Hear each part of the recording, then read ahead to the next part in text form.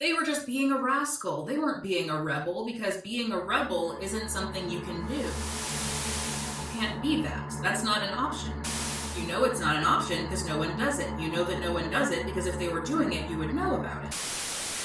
Hello! I would like to begin this video by reading to you a Tumblr post which I do not entirely agree with, but which I, perhaps for that very reason, believe is a good jumping off point for a broader discussion. And yes, if anyone else were to say that sentence to you, you could and should interpret it as a material threat to your life. The Tumblr post is as follows. Tumblr username Weaver-Z says, "Divergent is a bad book, but its accidental brilliance is that it completely mauled the YA dystopian genre by stripping it down to its barest bones for maximum marketability, utterly destroying the chances of YA dystopian literature's long-term survival." Another Tumblr user responded, "Please elaborate." Weaver Z says, "Sure. Imagine that you need to make a book, and this book needs to be successful. This book needs to be the perfect, marketable YA dystopian. So you build your protagonist. She has no personality traits beyond being decently strong-willed, so that her quirks and interesting traits absolutely can't get in the way of the audience's projection onto her. She is dainty, bird-like, beautiful, despite her protestations that she is ugly, yet she can still hold her own against significantly taller and stronger combatants. She is the perfect mask for the bashful, insecure tweens you're marketing to wear while they read. You think, as you draft your novel,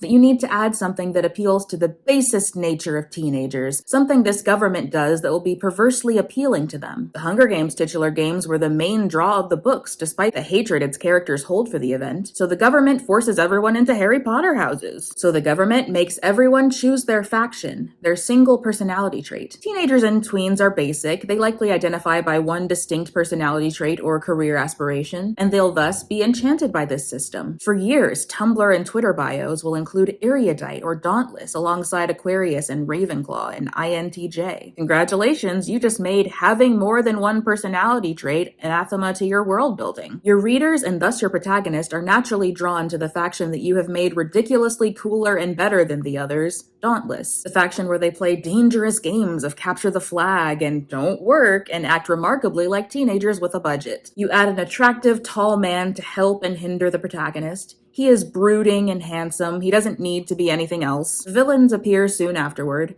They are your tried and true dystopian government. Polished, sleek, intelligent, headed by a woman for some reason. They fight the protagonists. They carry out their evil, Machiavellian, stupid plan. You finish the novel with duct tape and fan service. Action sequences and skin and just enough glue and spit to seal the terrible, hollow world you have made shut, just long enough to put it on the shelf. And you have just destroyed YA dystopian literature, because you have boiled it down to its bare essentials. A sleek, futuristic government borrowing its aesthetic from modern minimalism and wealth forces the population to participate in a perversely cool-to-read-about system like the Hunger Games or the factions, and one brave, slender, pretty, hollow main character is the only one brave, no, special enough to stand against it. And by making this bare-bones world, crafted for maximum marketability, you expose yourself and every other YA dystopian writer as a lazy world builder driven too far by the rule of cool and the formulas of other, better dystopian books before yours. In the following 5 years, you watch in real time as the dystopian genre crumbles under your feet, and the movies made based on your successful but later widely panned and mocked books slowly regress to video-only releases, as fewer and fewer releases try to do what you did. And maybe you realize what you've done. Okay, so we're not talking about this yet, but I'd like you to keep it stewing in your minds for a little bit. We'll come back to it. And also, obviously, no hate to that Tumblr user. I'm using their statement as a jumping off point for a discussion later. I'm not saying they're deserving of vitriol for what they have said. They have provided us a service by giving us a point of discourse.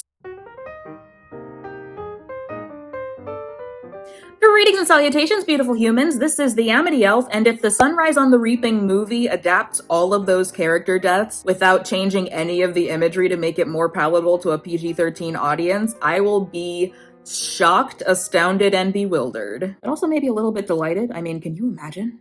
Can you imagine? As you can see, I'm wearing black today for District 12, and I'm wearing a necklace for Maisily. I was going to wear many necklaces, but someone very close to me roasted the look, so I went with just one additional necklace. So perhaps, obviously, I finished reading Sunrise on the Reaping. We're getting into it, guys. You have no idea how much I would love the viewer retention of a spoiler-free video, but I gotta talk about this with spoilers. I will have to bid adieu to those who want to avoid that sort of thing. Before you go, I will say, Highly recommend the book. Don't listen to anyone who says differently. I highly recommend the book, and I recommend that you maybe reread the part of Catching Fire where Katniss and Peeta watch Haymitch's games before you read the book. I have loaned my copy of Sunrise on the Reaping to my mother. I read it first and then I gave it to her. And going into it, she apparently had no memory of any of the things learned about Haymitch's games from the Hunger Games series. When she started reading it, she texted me like, "Oh, it's the Quarter Quell?" And I'm like, "Oh, you forgot that part of Catching Fire because it was like 10 years ago that you read it. I understand." Okay. I literally got my copy of Catching Fire and I read to her the section of the book where Katniss and Peeta watch Haymitch's games. So yeah, if you feel that you have perhaps forgotten that part of the book, then I would suggest going back to it. I remembered all the key details from it. I still went back and reread it eventually. And I feel like if you've read the book, you probably know why I went back to look at that again. But yeah, that's all I got on non-spoilers. So to those of you who came into this thinking, "Oh cool, I'm gonna listen to someone's thoughts on Sunrise on the Reaping before reading the book." Well, so long, farewell, auf Wiedersehen, adieu, adieu, adieu, to you and you and you. I did my best, okay? Unless you don't care about spoilers. Some people don't care. My mom asks for spoilers and I'm like, "No, you're gonna go through this. You're gonna feel this one. I'm sorry." I'm not gonna give my mom spoilers, and if you are my mom and you haven't finished the book yet, turn it off. I'm serious. Read the book. But if you're a person who isn't related to me and hasn't read the book, you can watch this if you want to. I'm just saying that there's gonna be spoilers. In fact, maybe it's a responsibility to watch this so that you can make up for the fact that my mom won't be until the book is done. Alright, we're in it now. I'm beginning this video with a full plot synopsis of Sunrise on the Reaping, with some editorializing in there for spies. This is gonna be from memory, and that's okay, because I have good memory. So the book starts with Haymitch's little brother being like, "Happy birthday, Haymitch!" And you, the reader, are like, "Oh no, his birthday's on Reaping Day? That sucks." And then you sit there for another second thinking about it and you're like, "Oh wait, that sucks." And yeah, it does, but we're gonna keep going anyway. We introduce some thematically significant phrasing in the form of "courtesy of the Capitol." It's on Haymitch's shorts because his shorts are made of flour sack fabric, really embodying the Kit Kittredge realness. And those words are coming back just kind of a couple times throughout. If I were in high school writing an essay on this, I would definitely make that a part of the essay. Haymitch wakes up, it's his birthday, and his narration is like, "I have a little brother. He's not old enough for the Reaping. Don't worry about it. Thanks." He proceeds to say, "I have a mom. She was widowed a while back, and when my father died, she got right back to work and did not at all plunge into a depression so severe that it rendered me the sole breadwinner of my impoverished household." Okay, that's so cool for you. I love that. No shade on Miss Everdeen, it's just worth bringing up. Suzanne Collins loves doing a parallel, and the best part of a parallel is the contrast. Let's keep going. Haymitch's mom is like, "Hey, can you fill up the cistern with water so that I can do laundry with it?" And Haymitch is like, "I'll do it after the Reaping. I want to see my girlfriend." Oh no, he's not filling that cistern. He goes to work at his bootlegging job where he makes white liquor, and you, the reader, are like, "Oh, he makes white liquor, does he?" And then his narration is like, "I'm not much of a drinker," and you're like, "Oh no, this is gonna be really bad, isn't it?" His employer is an old woman named Hattie who does her bootlegging in the woods, and you, the reader, are like, "Okay, let me do some math real quick. Could that be Lucy Gray? Or at least I did." It probably isn't her, but it might be someone she knew. Haymitch casually drops, "By the way, my best friend is Katniss's dad, and he has a name." Cool, we have a name for Katniss's dad. He's cousins with Haymitch's girlfriend, Lenore Dove, who is Covey, so we already kind of thought that Katniss is related or descended from the Covey. Now we know for sure Katniss is related to the Covey. Hattie, the bootlegging woman, is like, "Hey, since it's your birthday and also Reaping Day, because your birthday is on Reaping Day and that's gonna suck, I'm gonna let you off work early so you can see your girlfriend." He goes to see his girlfriend, Lenore Dove, the coolest character you'll ever meet. Lenore Dove is out filming her dead wife footage in the goose field. She's named Lenore for the poem The Raven, and Haymitch is like, "I memorized The Raven," and I, as a reader, am like, "Hey, I also memorized The Raven when I was in middle school," because I was getting a fair amount of positive reinforcement from the adults in my life and markedly less from other kids my age. I memorized a lot of poems just to kind of have, which came in handy because one time I went to this summer camp where one of the things you could do to win points was to recite poetry, and I was like, "I'm gonna recite The Raven right now," and they were like, "We gotta go to breakfast, so we're just gonna give you the points for The Raven and you're not gonna finish reciting it," and I was like, "That works for me." Naturally, the Covey have put The Raven to music because they sing poems, they don't just like recite poems, and everyone on TikTok is like, "Here's how I imagine the tune of The Raven," and I'm like, "That's good, don't memorize it though, it's one of the few interesting things about me and I'd love it if no one else memorized The Raven. It's all I have, guys, please don't do this to me." I'm just kidding, I've got a head start on you suckers. I'll memorize 5 more poems in the time it takes you to memorize The Raven. I'm on top of things. So Haymitch and Lenore Dove are in the goose field, and Haymitch is like, "I love you so much," and Lenore Dove is like, "I love you back so so much. And he's like, I love you like all fire. And I'm like, what's all fire? They never explain that. They love each other like all fire, and you, the reader, are like, this is gonna hurt. And that's true. Lenore Dove gives Haymitch a little gold trinket made by Tam Amber, one of the Covey who's really good at gold work. It has a snake on one side and a bird on the other side, and it is a flint striker. It is basically, it starts fires. If you strike it against certain kinds of rock, it'll make a fire, or it'll make a spark that you can make into a fire. That's great. She gives that to him. He wears it on a necklace around his neck. Haymitch stops by the apothecary shop. Doesn't matter why. We learn Katniss's mom's name. It's Astrid. She gets a name too. Everyone's getting names because Haymitch isn't keeping secrets from us like Katniss does. Haymitch shares with the reader that his girlfriend's uncle is gay for no reason, and Katniss doesn't even tell us her mom's name. But on that note of Clerk Carmine being gay, I would like to bring up the fact that in the Ballad of Songbirds and Snakes, Coriolanus did have a family friend who was openly gay and it was fine. So the fact that it is taboo in the districts, or at least in District 12, it is taboo to be gay and he's not allowed to be open about it, feels like such a pointed choice on Suzanne Collins' part. You just know that in the Capitol, they're like, wow, District 12 doesn't even have gay rights. That just shows that the districts aren't deserving of freedom because they don't have gay rights. Hey guys, the gay people in that district would love to have gay rights and be free. We get to the reaping. It's the second quarter quell, which means that 4 people are being reaped instead of just 2. It's gonna be 2 boys, 2 girls. We meet the lady in charge of the reaping. Her name is Drusilla. She's very old. Haymitch casually mentions once that her breath stinks, and I never forget it for the entire rest of the book. You can't say to me that a character's breath stinks without me keeping that in mind every time they're near anyone. Anytime Drusilla is near anyone, I'm thinking, oh man, and her breath stinks too. It's a holiday for Drusilla, and her breath smells, so I'm like, her breath always smells. That's how she smells forever. So they reap one girl. Her name's Luella. She's young. They reap the other girl. Her name's Maisie. We already knew that. Maisie Donner. Maisie Donner is friends with Katniss's mom and has a twin sister who becomes the wife of the mayor and the mother of Madge. Madge is a character from the Hunger Games books who did not make it in the movies, but she's cool. Madge is cool. It's kind of sad that she didn't make it in. The Mockingjay pin that Katniss wears during the Hunger Games trilogy came from Maisie. It belonged to her. Maisie got it because her dad commissioned Tam Amber. He made it for her. She was like, this is ugly. I want a butterfly. Mockingjays are mutts, and I think that's gross. She just kind of didn't like it. She left it in her room, and that's why her sister was able to give it to Madge, who was able to give it to Katniss. But moving on, the girls who have been reaped, Luella, Maisie. One boy gets reaped. His name's Wyatt. The second guy's about to be reaped, and you, the reader, are like, it's gonna be Haymitch because we know that Haymitch goes into the Hunger Games this year.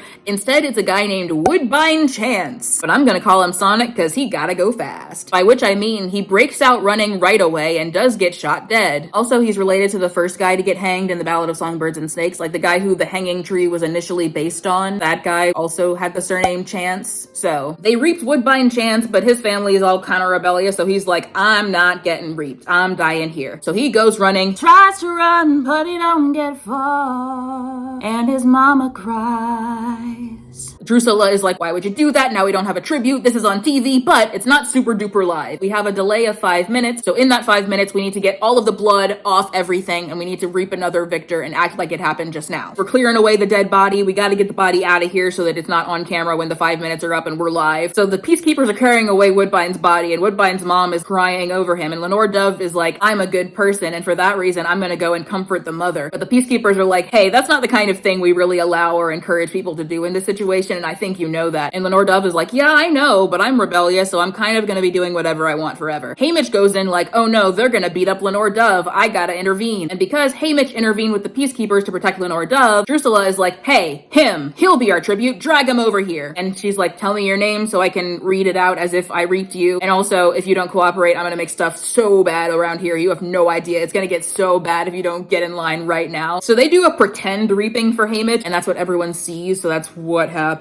As soon as the reaping ends, Drusilla is like, I have no idea how I just did that. It's such a theater kid thing to say. She's so annoyed by how things went down that she's basically like, okay, no one gets to say goodbye to their families. I'm going to the train. Everyone's coming to the train. But then who should pop up but Plutarch Heavensbee? Actually, Plutarch came in a couple paragraphs ago. Plutarch Heavensbee, we know him from the Hunger Games trilogy. If you don't know him from the Hunger Games trilogy, he was the propaganda guy. He was helping out the rebels with their propaganda. He was played by Philip Seymour Hoffman. Rest in peace. Plutarch swoops in, and first of all, he's like, hey, don't kill Lenore Dove for getting in the way. I'm gonna use her for reaction shots. And also, I'm gonna use their families for reaction shots because we didn't get the reaction shots earlier. So Drusilla, why don't you go to the train and I'll just get the reaction shots and everything's gonna be fine. And Drusilla's like, fine, I'm going to the train. And that's her voice now. I've decided I'm doing a voice for her. Fine, right, I'm going to the train. Don't take too long. And Plutarch is like, awesome, sure. I'm gonna get the reaction shots. He's basically like, I'll let you say goodbye to your family if your family does the reaction shots. Hey, Luella's family, the McCoys, can we get some reaction shots from you? No, because you're capital and we're not gonna perform for your stupid broadcast. So Plutarch's like, fine, Luella's going on the train then. Bye, Luella. Luella goes on the train, and it's like, yo, Plutarch isn't playing. Plutarch is kind of on our side, but he also is not playing around. Plutarch gets a straight up sadistic amount of footage of Haymitch's mother and little brother. They say their goodbyes. All the tributes are brought onto the train. Luella is like 13 and she's from the Seam, so she and Haymitch already know each other pretty well. So Haymitch is like, hey, wanna be allies? And Luella's like, yeah, let's be allies. And that's very cute. And you as a reader are like, well, I'm gonna prepare myself for this one. Maiseli's thing is that she's very fashionable and dignified, which initially Haymitch is like, she is so stuck up and mean. She was kind of a bully in school. But very quickly as a reader, you're like, oh, we need her, don't we? We need this energy. She is showing up to the Capitol like, you're not gonna disrespect me. I'm gonna disrespect you. I am a high school bully and I will bring that energy to everybody here. Hey, actually, Maiseli, go off?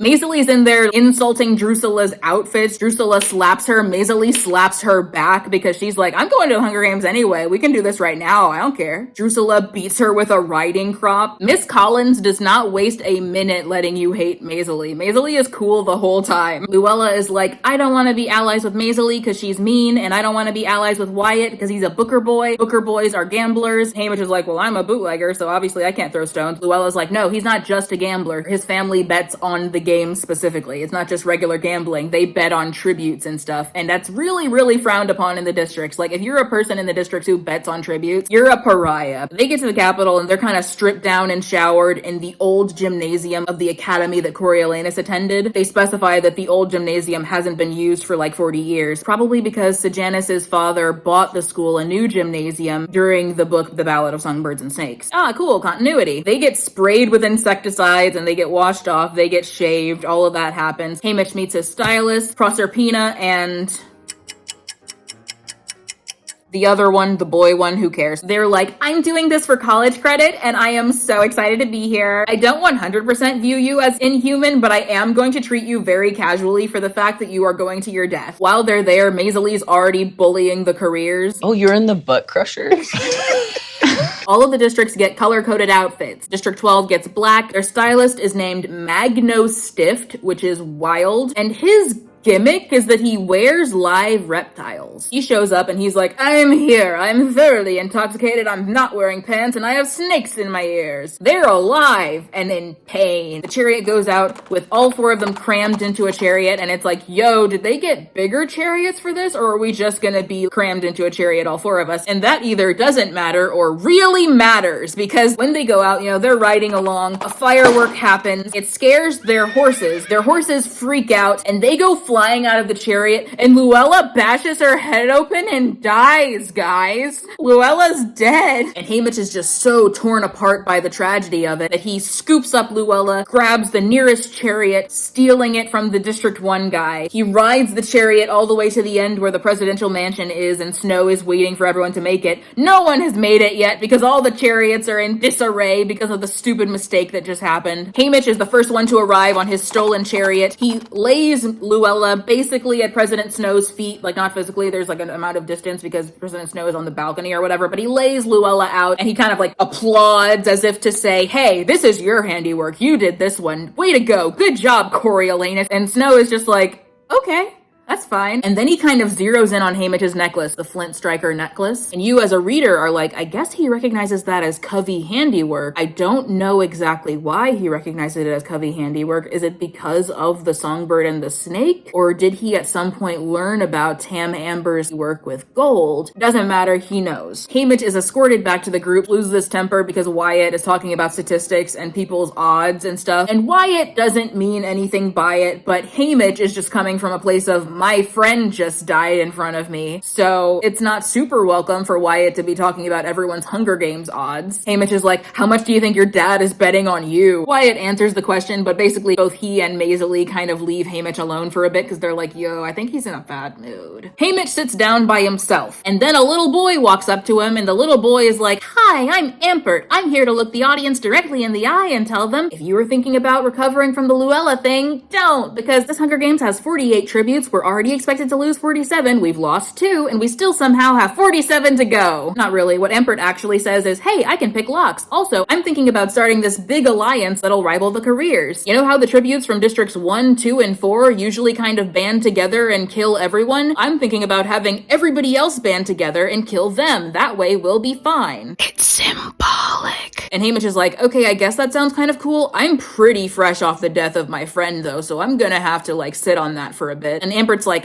okay. Haymitch and Wyatt and Maisie, the remaining tributes from District 12, go to their little apartment that they're gonna be staying in for the duration, and that's where they're gonna meet their mentors. District 12 doesn't have any living victors to mentor them, so they're gonna have to get a mentor from a different district, which is a huge conflict of interest, but I guess the Capitol doesn't care. So they're going up to their apartment, they're like, we're about to meet our mentors, and you, the reader, are like, boy, I hope it's someone I've heard of. And it's Wyrus and Mags! Guys, it's Wyrus and Mags. That's so... Listen, I was already thinking it could be Mags, and I was like, it'll be cool if it's Mags. Wyrus is there too! I wasn't expecting Wyrus. I was so hyped when Wyrus was there. Wyrus apparently won her games the previous year, which means at the very oldest, she's 19. Apparently, the way she won was that her arena was just every surface was mirrored, and everyone was like really disoriented because if you ever been in a house of mirrors, she figured it out pretty much immediately. She just kind of looked around and was like, I get it. And she got to a spot where no one could reach her, and no one could reach her. She just kind of sat there. People tried to kill her and missed because it's just like, nah, it's mirrors. It's all mirrors. You're gonna hit my reflection more than you hit me. Sponsors tried to send her stuff, and the game makers couldn't get that stuff to her because she was just so good at the arena and no one else knew what was going on. Wyrus is the coolest character. I already respected Wyrus for her role in Catching Fire, but knowing this about her, I'm like, yo, is Wyrus the best? So Wyrus is there. She's probably autistic. So is Wyatt. But also any character can be autistic. You know, I'm not trying to engage in the language of stereotype where every autistic person is a huge genius. Wyrus and Wyatt are huge geniuses, and I do think it is problematic that they were my first guess for autistic representation there. So yeah, we meet Wyrus and Mags. They don't act like they feel at all conflicted about helping District 12 tributes win. There's just this feeling of district solidarity from them the entire time. Hey, we're all districts here. It's not us versus us. It's us versus the Capitol. Mags gives Haymitch a big hug like, hey, I'm really sorry you lost your friend. And you, the reader, are like, I can feel that hug on my real body. Maybe not. Maybe you don't say that. Anyway, the 3 remaining tributes for District 12 go to training. Training is basically just a bunch of tables where they learn skills for the games. Ampert is like, hey, Haymitch, have you considered my idea for doing a huge alliance against the careers? Haymitch is like, actually, I did tell my friends about that. We're thinking about it, maybe. And Ampert's like, cool, why don't you go meet my dad? And Haymitch is like, oh no, is this kid pretending or reality challenged? Or like, am I maybe not engaging with this kid in the way I need to be? Actually, Ampert's dad is there. He's working at a booth to make a potato into a battery. And it's Beatty! Beatty from the Catching Fire is there. And you, the reader, are like, yay, Beatty's here. And then you, the reader, are like, oh, Beatty's son is about to die. And hey, guess what? Beatty's on the same page. Beatty's basically like, hey, Haymitch, I'm gonna teach you how to light a light bulb with a potato, and I'm also going to tell you, my son is here because the Capitol is punishing me. They can't kill me because I'm too smart to kill, so they're killing my son very, very publicly, and I have to mentor him, and that's kind of where I'm at. How are you doing? And Haymitch is like, yo,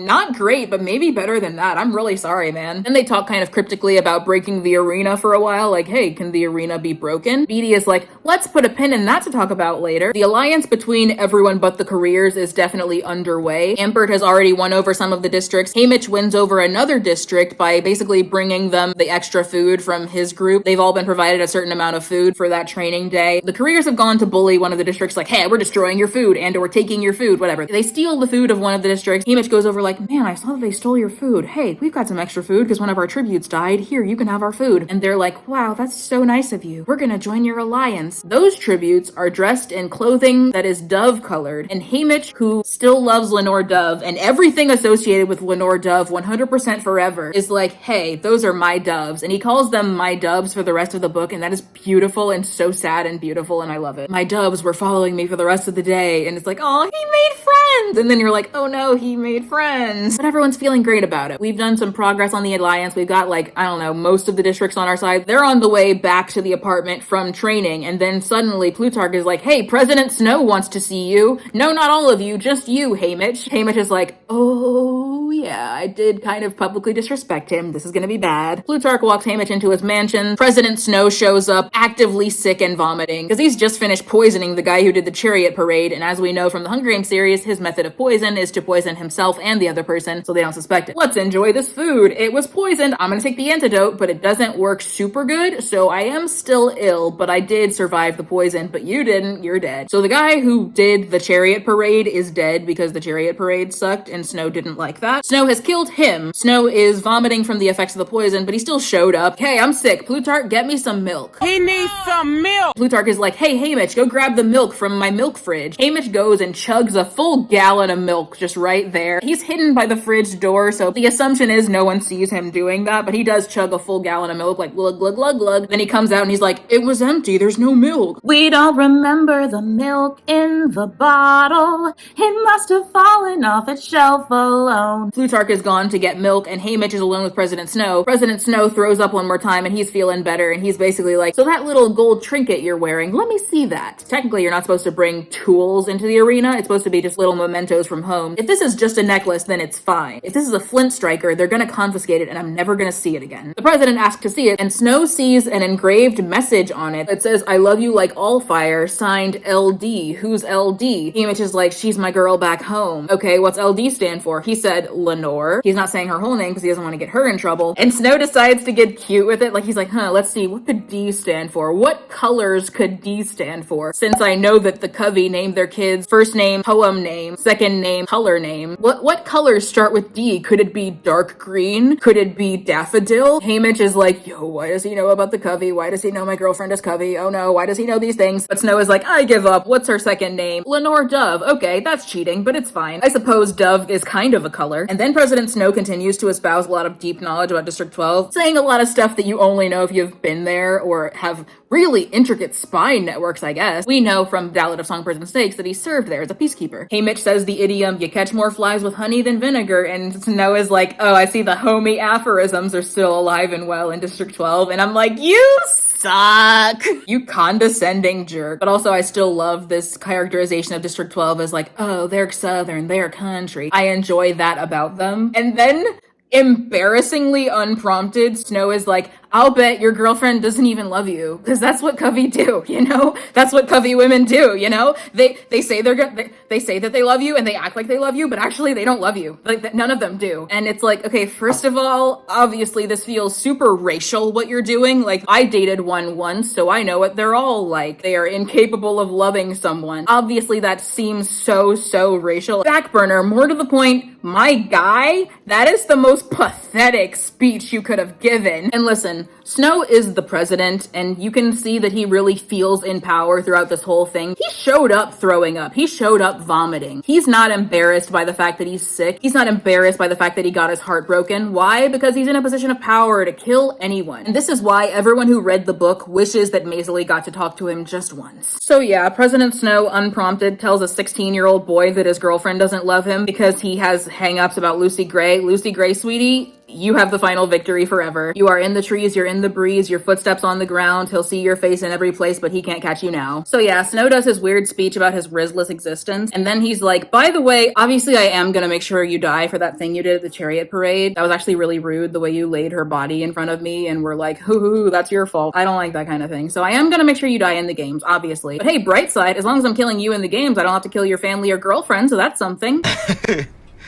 Uh-oh. It's all coming together in the worst way. And then for good measure, Snow is like, also, you can go ahead and thank me now because I got a gift for you. Happy birthday. Open the curtain. And then Luella walks out. Yo, what? Hey, what? No, what? But it's not Luella. It wasn't Luella who walked out. It was a body double. They got a different girl who looks kind of like Luella and did like vague reconstructive surgery on her face, or like some amount of work happened on her face to make her look more like Luella, but she doesn't look just like Luella. Just enough that the Capitol audience isn't gonna notice a difference. Haymitch notices, her family's gonna notice, but the Capitol isn't gonna notice, and that's what matters. Why did he do this, you ask? Because he doesn't want to look stupid by having a tribute have already died before they go into the games. This is the second quarter quell. He wants it to be perfect. You're not gonna ruin my cool party with your stupid little tribute death. No, we're getting a body double in here, and we're gonna make it look normal. And also, Haymitch, since I can kind of threaten you with anything, I do need you to help me sell this as a real Luella, so do not at all signal to the audience that this isn't Luella. And Haymitch is like,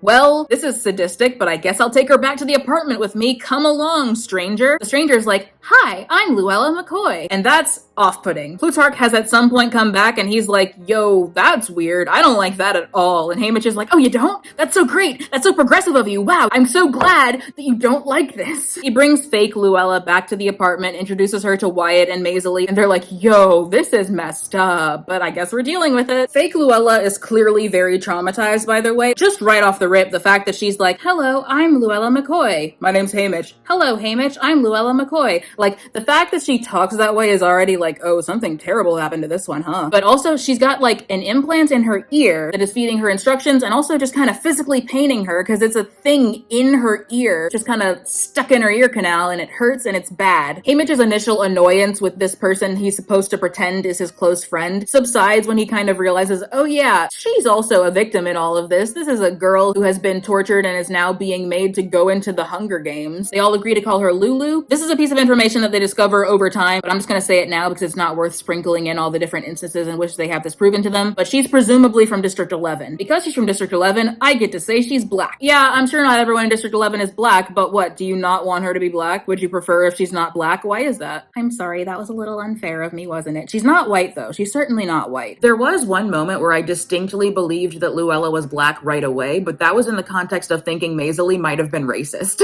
Pretty much as soon as we meet Luella proper, there's a moment where she accuses Maisie of having bullied her sister by saying that she powders her face with coal dust. And my initial reaction was, whoa! But then Maisie gives the clarifying statement. After that, she got a little bit cleaner, at which point I understood, oh, you meant that she had dust on her face and she needed to clean it, and not that she powders her face with coal dust because she's so dark-skinned. That was an unfortunate couple of seconds. And admittedly, right after she said that, I did have the thought, oh, so maybe Luella can't be black for this? Or they could just take out that line entirely. I mean, it's not a terrible line, but it's not deeply, deeply necessary. But I think that the people from the scene tend to be indigenous coded anyway, so Luella being non-white but not necessarily being black, I think still holds up. Lulu can be the first non-black person we meet from District 11 and still not be white. The casting of the Sunrise on the Reaping movie is going to be interesting. I do hope they cast someone who is Indigenous American as Luella, but the movies have never adhered to that interpretation of the characters' races. I'm bracing for Haymitch to perhaps be blonde. Uh-oh, if they cast a blonde girl as Maud Ivory, they might cast a white girl as Lenore Dove, and I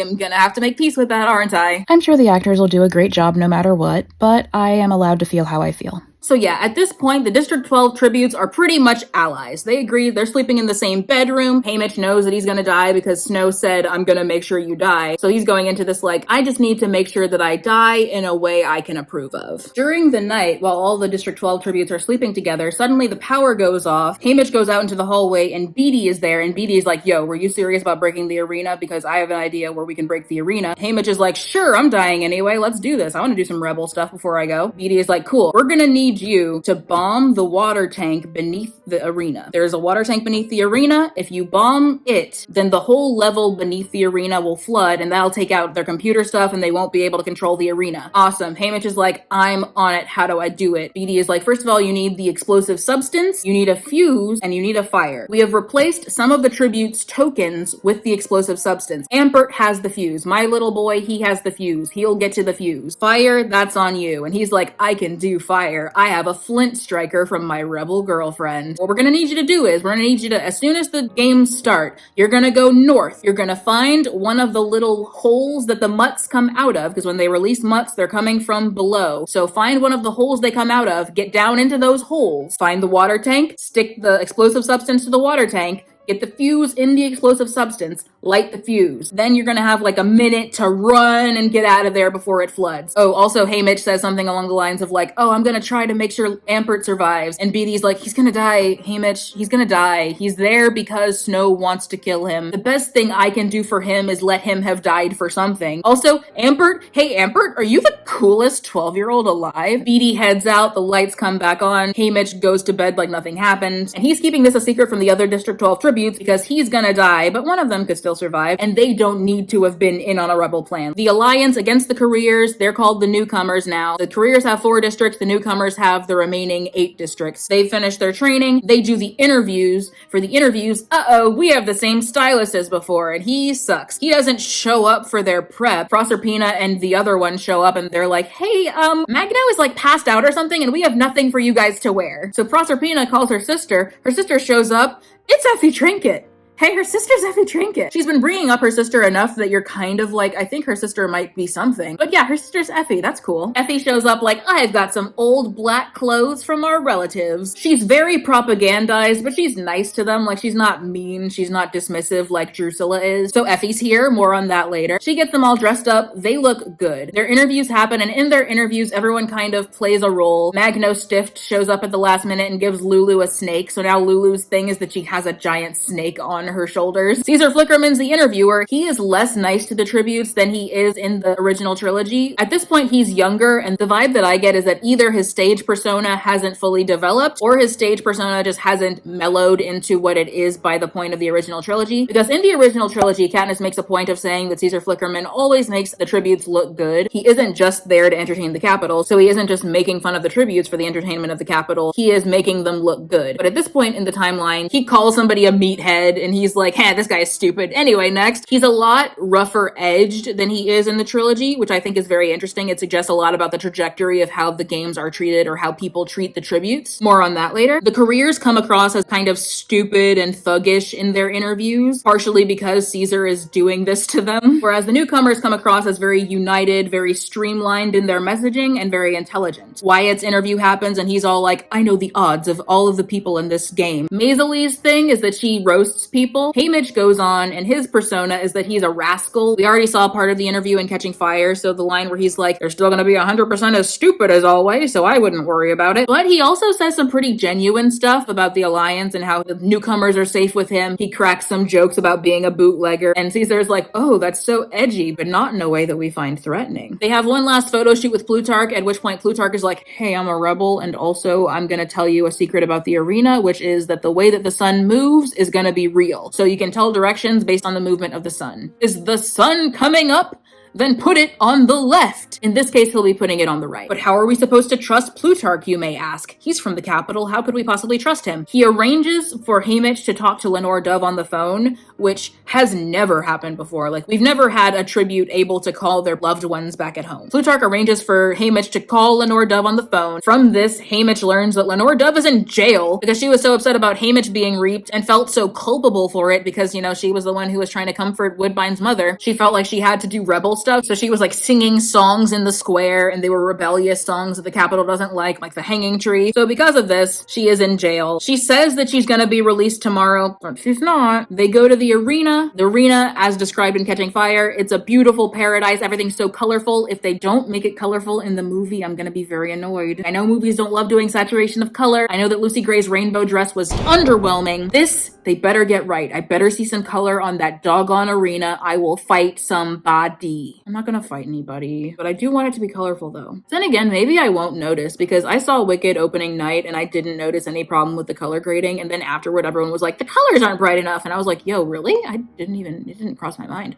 So maybe I'll be fine. Hey guys, maybe I'll be fine. Maybe I have the kind of brain that makes things more colorful than they are. But yeah, everything in the arena is beautiful. Everything in the arena is poisonous, except for the rain and the stuff they get out of the cornucopia. Naturally, there can be a lot of in-universe symbolism and literary symbolism there. In-universe, beautiful and poisonous is how the districts might see the Capitol, and how Snow sees Lucy Gray. From a literary perspective, in a book that is largely about propaganda, the beautiful and poisonous thing might be the lie that the citizens are being fed. It's appealing and it's harmful. Also worth bringing up in the context of propaganda being a beautiful poison is the fact that all the easiest things to obtain are beautiful poison, and the non-poisonous things are things you obtain either through considerable effort or considerable luck. Like every beautiful poisonous fruit in the arena is artificial, but it's also growing on the trees. It's everywhere. It's not your fault that the easiest thing to find is poison, and it's not natural that the easiest thing to find is poison, but it's still up to you to find something that isn't poison. Haymitch gets a backpack full of food. He goes north. Lulu also goes north to find him. By this point, Wyatt has died protecting Lulu from the initial bloodshed. It's sad. We're sad about Wyatt. But Lulu finds Haymitch, and he's gonna keep going north to look for a spot where the mutts come from. He manages to keep Lulu alive for a decent length of time, but then she does faceplant in a bush, and the bush is poisonous, so she dies. He tries to keep her body from the hovercraft because he's just like so overcome with grief about it. So they send some mutts after him to stop him from doing that. Because they have sent mutts after him, he now knows where the mutt hole is. He wedges the mutt hole open with a stick. Now he's got a mutt hole. That's perfect. Lulu has died. Lulu's body has been recovered. He goes to find Ampert. He and Ampert go to do the thing they were sent to do. They are playing it so well for the cameras, and I'm so proud of my boys. Haymitch goes down. He blows the water tank. He climbs out. Ampert's getting attacked by squirrels who eat him so bad that only a skeleton is left. And that's not gonna be in the movie. There's no way they're showing a 13-year-old skeleton in the movie. The arena freaks out because of course the underside has been flooded, so like there's a lot of glitches and stuff, but it rights itself discouragingly fast. And pretty much right after that, there's a volcanic eruption. It's like, no, we can still kill you guys. Most of the tributes are on the mountain, so a lot of people die in that volcanic eruption, and they're driven off the mountain by the volcanic eruption, meaning they're gonna be going to the woods where Haymitch is pretty soon. Haymitch is like, okay, I'm gonna keep going north because maybe I can blow up the generator there. I know there's a generator up north. Maybe there's a way to blow it up when I get there. I'll figure something out. I just gotta go. Otherwise, it's all been for nothing. I have to do something. He gets to this thick, thick hedge, and the hedge starts singing him the best song in Moana 2. Go on, say it with me. Get lost, cut loose, and lose your way. It ain't no fun in going back, babe. You gotta enjoy the thrill of living dangerously. I'm saying the hedge gets him very lost. He gets so lost, he might not have been able to even go back from the hedge. Like, he would have just been in the hedge forever. But a rabbit that he made friends with earlier leads his way out of the hedge, and he's like, that's so good. I'm out of the hedge. And right away, he gets attacked by careers. He stabs 2 of them right to death. But the third one, and the one he stole the chariot from earlier, is like, I'm gonna kill you. And Haymitch is like, wait, what if you didn't? What if instead of killing me while I'm unarmed, you actually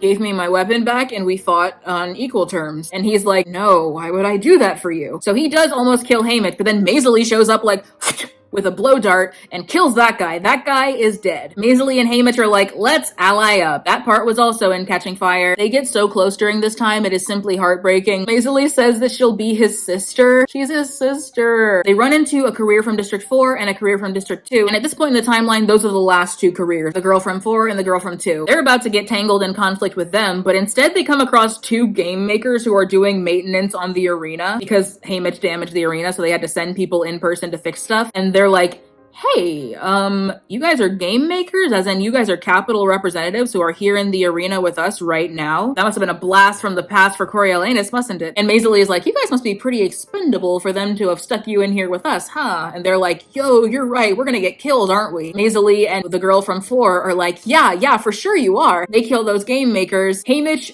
freezes. And that's something he's going to reflect on later. The girl from 2 also doesn't do anything because she's kind of just like, no, that ruins our chances of winning if we kill the game makers. Obviously, they're going to get comeuppance for that. They split up from the careers. Haymitch and Maisily manage to get through the hedge, which has mutt ladybugs, by the way. They get to the end of the arena, which is a cliff with a force field at the bottom. Maisily is like, yo, let's go back. Didn't we have a whole conversation about how we should meet back up with the newcomers? And Haymitch is like, nah, I'm going to kind of stay here. I'm a liability to everyone because Snow is going to kill me anyway, so I'm just gonna be here. He doesn't say this out loud, but he's trying to think of a way to destroy the generator because the generator is at the bottom of the cliff. It's there, but there's a force field protecting it. He's so demoralized by the force field because it's like, well, I guess I can't get to it then, can I? Maisily's like, fine, there's only 5 people left. We need to split up anyway. The 5 people at this point are the one other newcomer who is this girl from the district that he is referred to as his doves. Like, she's one of his doves, and the girl from 4 and the girl from 2. They agree to split up. Right after they agree to split up, there is a cannon signaling the death of the girl from 4. You know, the girl who killed the game maker. Maisily leaves. Right after she leaves, she is attacked by mutt flamingos because she killed a game maker. Not for nothing, I think the fact that Maisily was not attacked until she had separated from Haymitch is a significant detail there. What it suggests to me is that President Snow might have already reached the conclusion that Haymitch would be a better victor to have around than some of the others. Like maybe when Haymitch froze instead of attacking the game makers, that was when Snow noticed something in him that Plutarch would probably refer to as his implicit submission. That's all just speculation, but it's food for thought. Haymitch goes in time to see her die. Earlier they had this conversation that's like, we need to paint our own propaganda poster. His promise to her on her deathbed is that he's gonna keep doing that. Between her leaving and her dying, which happened very quickly, but in that little window of time between those events, he discovered that the force field bounces things back when they hit the force field. It's symbolic. Like, if you throw a rock down there, the rock will come back and you can catch it. Now it's just down to Haymitch, one of his doves, and the girl from 2. He wants his dove to win. She's just a smart and decent person. It's very sad because before the games, because Haymitch won so much trust from this girl, she actually said, like, please don't leave us, please stay with the newcomers, and he had to be like, no, I have to leave. I'm a liability to you guys. It was secretly because he needs to do the bomb stuff, but she didn't know that. But now that it's just down to the 3 of them, he goes looking for her. He's like, okay, I want you to win, which means I have to protect you, and I need to kill the girl from 2. He finds her in a tree. She is perilously malnourished. He hasn't been able to get any food because everything here is poisoned. He climbs up in a tree, he makes her safe, he gives her what he can feed her without refeeding syndrome. While they're up in the tree, the girl from 2 actually camps out right under them. Haymitch has gotten a parachute with some chocolates. He drops some chocolates for her because she's crying. It's nighttime. They're all like the last ones. It's a beautiful moment. It honestly might be my favorite image in the book. Haymitch and Weevil. Her name is Weevil, right? I'm going to be calling her Weevil.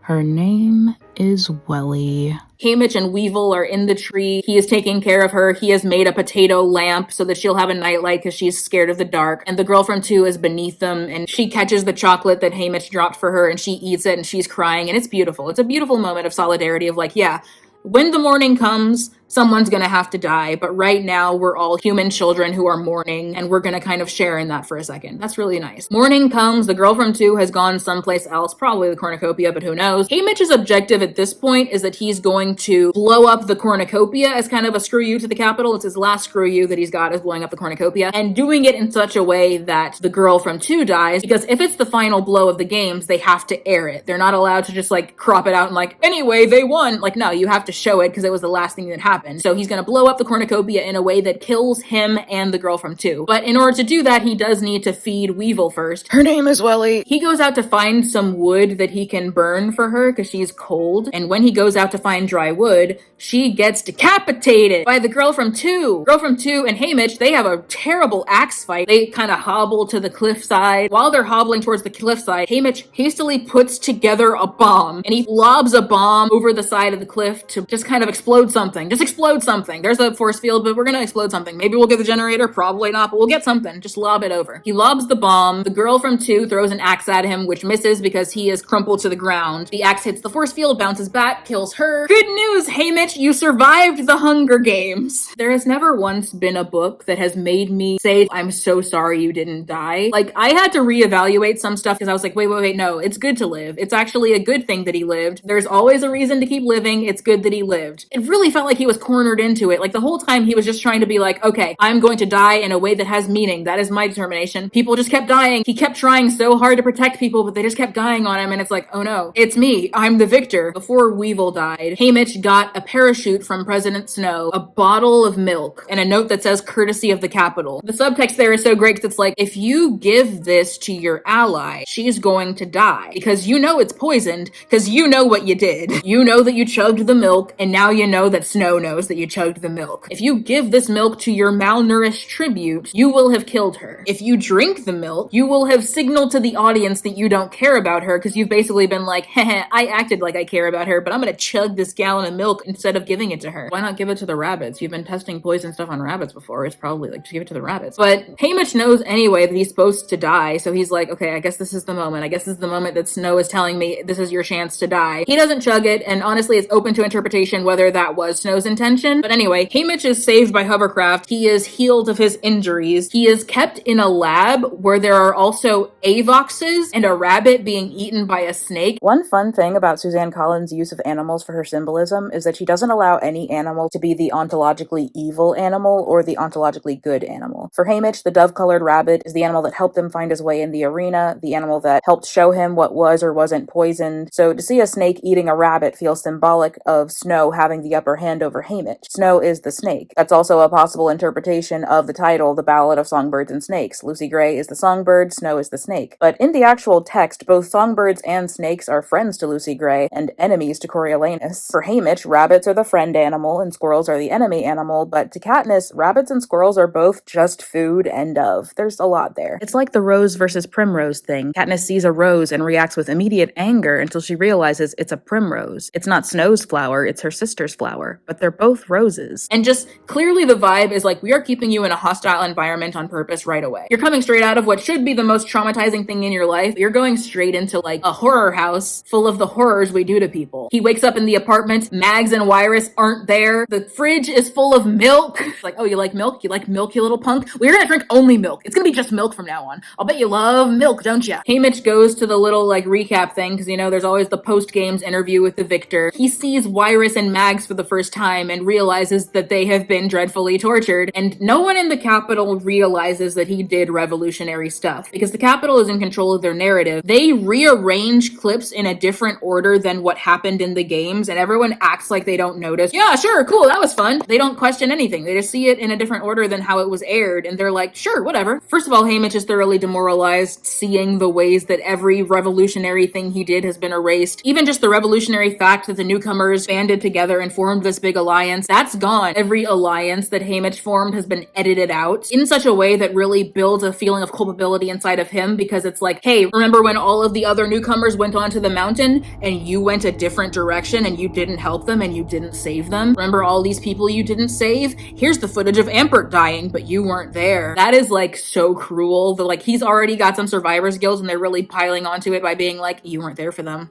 You weren't there for them. I know you feel like you were there for them because you saw them die and they died in front of you, but really you weren't there for them. You so weren't there for them that it was easy to edit you out of the footage. We'll include your alliance with Maisley because she's from the same district as you, so there's no inter-district unity there. We're gonna remove a lot of the sentiment from it. We're not gonna include her saying that she'll be your sister because that's not what tributes do. The things we show before the games are for the benefit of the ones placing bets. That's why Caesar grows less mocking of the tributes over time. Coriolanus learned that the betting is essential to making people watch, and for the betting to be interesting requires the tributes to be interesting. The newcomers were very, very interesting for bettors. If the obvious big, strong careers aren't always the winners, that keeps the betting interesting. Everything we see before the games, from the chariot rides to the training scores to the interviews, is for the gambling. Everything we show during the games is for basic entertainment. That's when sentiment is welcome. If the tributes care about each other, if Maisley calls herself Haymitch's sister, that's something to gasp about in the moment. Something to keep your eyes on the screen. You won't remember the events of every single year of the games, but you'll remember the feelings. You'll remember that you gasped. Maybe you even cried. The things we show after the games are the most streamlined propaganda made specifically to keep our story straight about who they are and who we are. What was interesting for betting purposes, like the newcomers, and what was interesting for entertainment purposes, like the love between siblings, we can part with that now. They don't have to be human anymore because you don't have to care anymore. The victors are shown the recap so they can basically be handed their character. Fresh off the games, after losing themselves in the arena, the Capitol tells them who they are, who they will be. Haymitch is wearing the jacket covered in champagne glasses. He has nothing else to wear. Basically, he watches the footage that Katniss saw in Catching Fire. He watches what they are going to make of what happened to him. After all that, he's like, well, everything I tried to do came to naught, and I'm the victor now. Another thing that is distressing for him is the fact that when they showed the footage of the Reaping, they didn't show the footage that Plutarch shot of his family. When it initially aired, the Reaping showed the footage of his mother and his brother that they took the time to film. In this recap, they didn't show that, which is bad because he knows his family is endangered by what he did. And Snow comes up to do his little congratulations thing. Haymitch is like, yeah, I guess Snow lands on top, right? President Snow said that to him earlier, which is also very cringe of him. But Snow is just like, enjoy your homecoming, which is the most menacing and eerie thing you could say in this context. He's like, enjoy your homecoming. Yeah, have a good day. Haymitch at this point folds so hard. Haymitch is like, hey, honestly, I'll be entertaining, I'll be in a cage, I'll be fun, I'll be a rascal, I'll be whatever. So sad to see. It's so sad. He gets on the train to go home. The train is delayed. He's like, what's the delay? The peacekeepers are like, oh, we're waiting for your friends to show up. Who is the friends? It's the coffins. It's the bodies. That's cruel. Hey, real fast, that's mean. The bodies of Maisley and Wyatt, and one assumes Luella, but they could have just boxed up Lulu, who knows? The bodies of his friends are sent home with him. He gets dropped off. No one's there to greet him. It's just nighttime and he's at a train station. He goes home and his house is already on fire and they can't put it out because he didn't fill the cistern. That's mean. Hey, Snow. Hey, Coriolanus. Hey, Corio. If you could... That one's mean. That one's not very nice, Coriolanus. I'm gonna have to hit you for that. Haymitch is trying to get into his house to save his mother and brother, and Katniss's dad kind of just like tackles him like, no, you can't go in there, man. You can't go in there. They are dead. It is over. Katniss's mom comes and gives him sleep syrup. He wakes up in Luella's family's house. He goes to the funeral for all the tributes and also his mother and brother. Lenore Dove, who, as you recall, has been in jail this whole time, is released from jail that night. Haymitch goes to see her, and there's a moment of relief where it's like, hey, at least we're together. She holds up a bag of gumdrops that were just kind of in the goose field waiting for her there. He feeds her a gumdrop. She eats another gumdrop, and she's like, now I get to eat these and the ones that you gave me the other day. And he's like, hey, what do you mean and the ones that I gave you the other day? I thought these were those. And she's like, no, these were just kind of here. And he's like, spit it out, vomit, do whatever you gotta do, get that out of you. And she spits out the second one, but she can't get the first one out. And she dies poisoned in front of him because Snow poisoned the gumdrops. Hey, Coriolanus, that's pretty hecked up too. That's pretty hecked up too. And then we get to watch Haymitch succumb to the alcoholism we know him for in the trilogy. He knows that Snow hates him, so anyone he loves, Snow will just kill. So he's like, okay, I'm not doing this anymore. Burdock, Katniss's dad's name, by the way. Burdock, we can't be friends. And Burdock tries real hard. He tries to stay in his life, but Haymitch throws a rock at Astrid, and Burdock's like, well, I can't be your friend now that you have severely injured my wife, so sure, I guess we're not friends anymore. I am not supposed to make friends. Plutarch, during the victory tour, has a little speech where he's basically like, listen, just because it didn't work this time doesn't mean it wasn't worth anything. We gotta just keep trying. That's what a rebellion is, that we keep trying till it works. We just gotta keep trying. Haymitch is like, hey, I'm kinda done right now, man. And then the epilogue is like, don't worry, I have Katniss and Peeta now. I am better. I still remember Lenore Dove, and I still treat her as my one and true love. We have grown old together in my mind. I raise geese because specifically I told Katniss about Lenore Dove's geese, and she found a bunch of goose eggs. Not just found a bunch of goose eggs, she went to different nests. Katniss went to different nests to assemble goose eggs for him to have. She didn't tell us that. In Mockingjay, she was just like, Haymitch raises geese. She didn't tell us that she gave him the geese. That's so Katniss. She's always doing stuff like that. She's always like, oh yeah, I'm not selfless, and then she does selfless stuff. And the epilogue kind of ends with him being like, I'm probably gonna die soon. I've been drinking a lot over these years. I don't have great hopes for my liver. I'm gonna die soon. I'm comfortable with that because I'm with my love, Lenore Dove. And that's the end of the book. Guys, I cried. Guys, I cried. I cried. That doesn't mean anything to you because I'm a stranger, so you're not like, oh, whoa, she cried? This one got me. I was going into it like, we already know that Haymitch loses everyone, so I'm not gonna get attached. Hey, guess what? It doesn't matter because it's happening to him. No matter how attached you, the reader, are to the characters, and I got attached anyway, but no matter how attached you, the reader, are to the characters, Haymitch is still gonna go through it, and you're gonna be there with him, and you're gonna read it and go, oh no, it's not gonna get better for him for 25 years. Usually when you're getting close to the end of a book, you can either say, I know this is gonna get better because that's the kind of book this is, or you can say, I will at least imagine it gets better. Like, even if it ends on a sad note, I, in my mind, can imagine it gets better for him. But hey guys, there's a trilogy that takes place after this, and we know it doesn't. When Haymitch goes on the victory tour, and it's like, and it got worse, and my mental state just kind of kept declining, you know that it's not gonna be, and then one day I was fine. It's gonna be 25 years. I'm also wearing a black shirt because I'm in mourning. Did you get all that?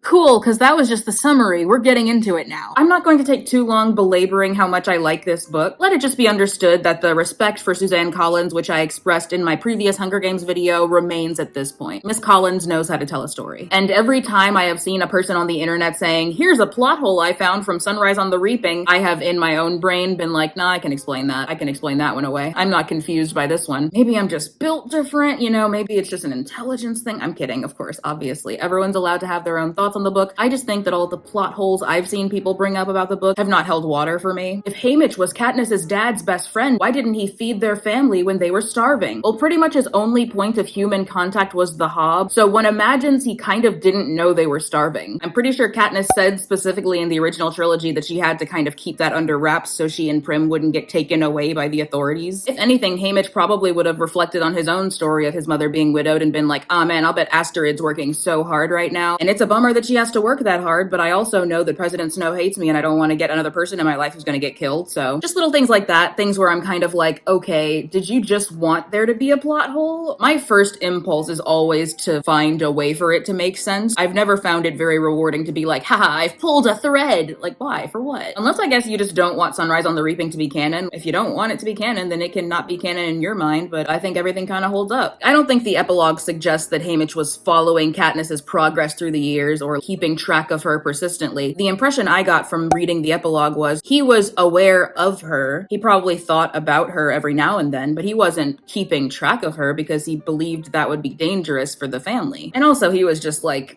perilously drunk most of the time. So, in summation, my perspective on Sunrise on the Reaping is that it was a good book, and I didn't find there to be any plot holes that can't be explained away by thinking about it a little longer and caring for it to be coherent. I don't need Miss Collins to hold my hand and walk me to every interim point. The first thing I'm going to talk about is a list of things from the original Hunger Games trilogy that are rendered way more emotional by the information that was given to us in Sunrise on the Reaping. Number one, perhaps the one that stood out to me the most while reading, Haymitch standing up for Katniss after her Hunger Games. So in Sunrise on the Reaping, we obviously follow Haymitch as he goes through every single ordeal in the game's arena that he was stuck in. And at the very end of it, of course, we have the hovercraft coming. Usually once you've been announced the victor and the hovercraft is coming, that's when you as an alive tribute, or at least the reader, should be feeling a sense of relief of like, okay, we got through it. Now it's time to be safe and healed and everything's okay. In Sunrise on the Reaping, there is no impression of that at all. When Haymitch goes up, the reader is not filled with relief. The reader is filled with apprehension. And that apprehension is immediately justified because once he is pulled from the arena, he wakes up in a lab. He's surrounded by man-made horrors. It is hard to enunciate the word horror. He's surrounded by man-made horrors. And he's being treated largely like an object by those tending to him. There is no one there who is able to advocate for him. He is just on his own, stranded in a lab, subject to whatever treatment his captors deem fit. Reading this section immediately brought to mind the equivalent scene from the first Hunger Games book. When Katniss is retrieved from the arena, the reader feels a sense of relief, and in the book, she specifically mentions that one of the times when she wakes up post-arena, she hears Haymitch yelling at somebody and feels that she is being protected. The reader later finds out that the reason Haymitch was yelling was because someone in the Capitol had decided, oh, she looks too hungry because she just got out of the Hunger Games, so we're going to kind of give her some artificial curves, like really make her more palatable to the audience, and Haymitch was like, no, you're not going to do that to her, and they didn't. When Katniss got out of the games, there was somebody there for her who was able to advocate for her, and Haymitch did not have that. In the moment, I found that very sad because I was looking at it from the perspective of, I am with Haymitch, and Haymitch is going through this. But looking at it from the perspective of Katniss, it's very beautiful that Haymitch was able to be that for her, be for her what no one could be for him. Not to mention how much courage it must have taken for Haymitch to be yelling at people in the Capitol on behalf of his tribute. We don't think about it that deeply when we're reading the first book because we don't really know the power dynamics too much in the first book, but knowing the position Haymitch was in after his games, for him to be yelling at people in the Capitol for Katniss's sake is really kind of incredible. I just find it so restorative for Haymitch that he was able to be there for Katniss, and I think it probably healed something in him. You went through this thing, but you are making sure she is not also going to go through this thing. It's beautiful for both of them. Number two, just the fact that Haymitch had Victor friends. You don't think much of it in Catching Fire when it's revealed that Haymitch has friends. In this case, I'm thinking specifically about Chaff from District 11, the one who kissed Katniss on the mouth at the chariot race. When you're reading Catching Fire, your only takeaway on this is, I guess all the Victors have kind of been in a social group together the whole time they've been Victors. That's pretty new information, but you're not really thinking about it for Haymitch. You're not thinking about it as a character detail for Haymitch personally, that he was able to make friends with Victors in the interim. But having read the last couple of chapters and seen the state that he was reduced to after his games, like the tragedies that it befell him and his means of coping with them by very much separating himself from a lot of feelings and experiences, it's nice to know that at some point in the interim he met Chaff and became friends with Chaff. They drank together. It was still a miserable 25 years, but at least he wasn't entirely alone. I think that's beautiful to know. And obviously Sunrise on the Reaping recontextualized a lot about the relationships between Haymitch and Mags, Haymitch and Wyrus, Haymitch and Beetee, really adds some layers to every... I don't think they interact too much in the original trilogy, at least not in front of us, but even just the suggestion of interaction, knowing that they're on the same page about so many things, like knowing that secret conversations must have been happening between them, is made all the more poignant by knowing they have this history together. Number three, Katniss and Peeta were drinking milk during the scene where they watched Haymitch's games in Catching Fire. Very specifically, Katniss refers to milk as the most soothing drink she could think of, which she's not wrong. It was soothing enough that it was supposed to soothe the effects of the poison that President Snow had. Milk is just such an important beverage in Sunrise on the Reaping that I think it's very interesting that Katniss and Peeta were drinking it while watching Haymitch's games in Catching Fire. Drinks in general are very important. In the Hunger Games too, but especially in Sunrise on the Reaping. After his games, Haymitch goes from milk to sleep syrup to alcohol. And that trajectory seems so important to me. It really puts me in the high school English class seat where I'm kind of just like, oh, I gotta know what each of those represents. Sleep syrup feels self-explanatory. It's like oblivion. It's opting not to be conscious of what's going on. Nepenthe. If anything is Nepenthe, I believe that sleep syrup would be Nepenthe, although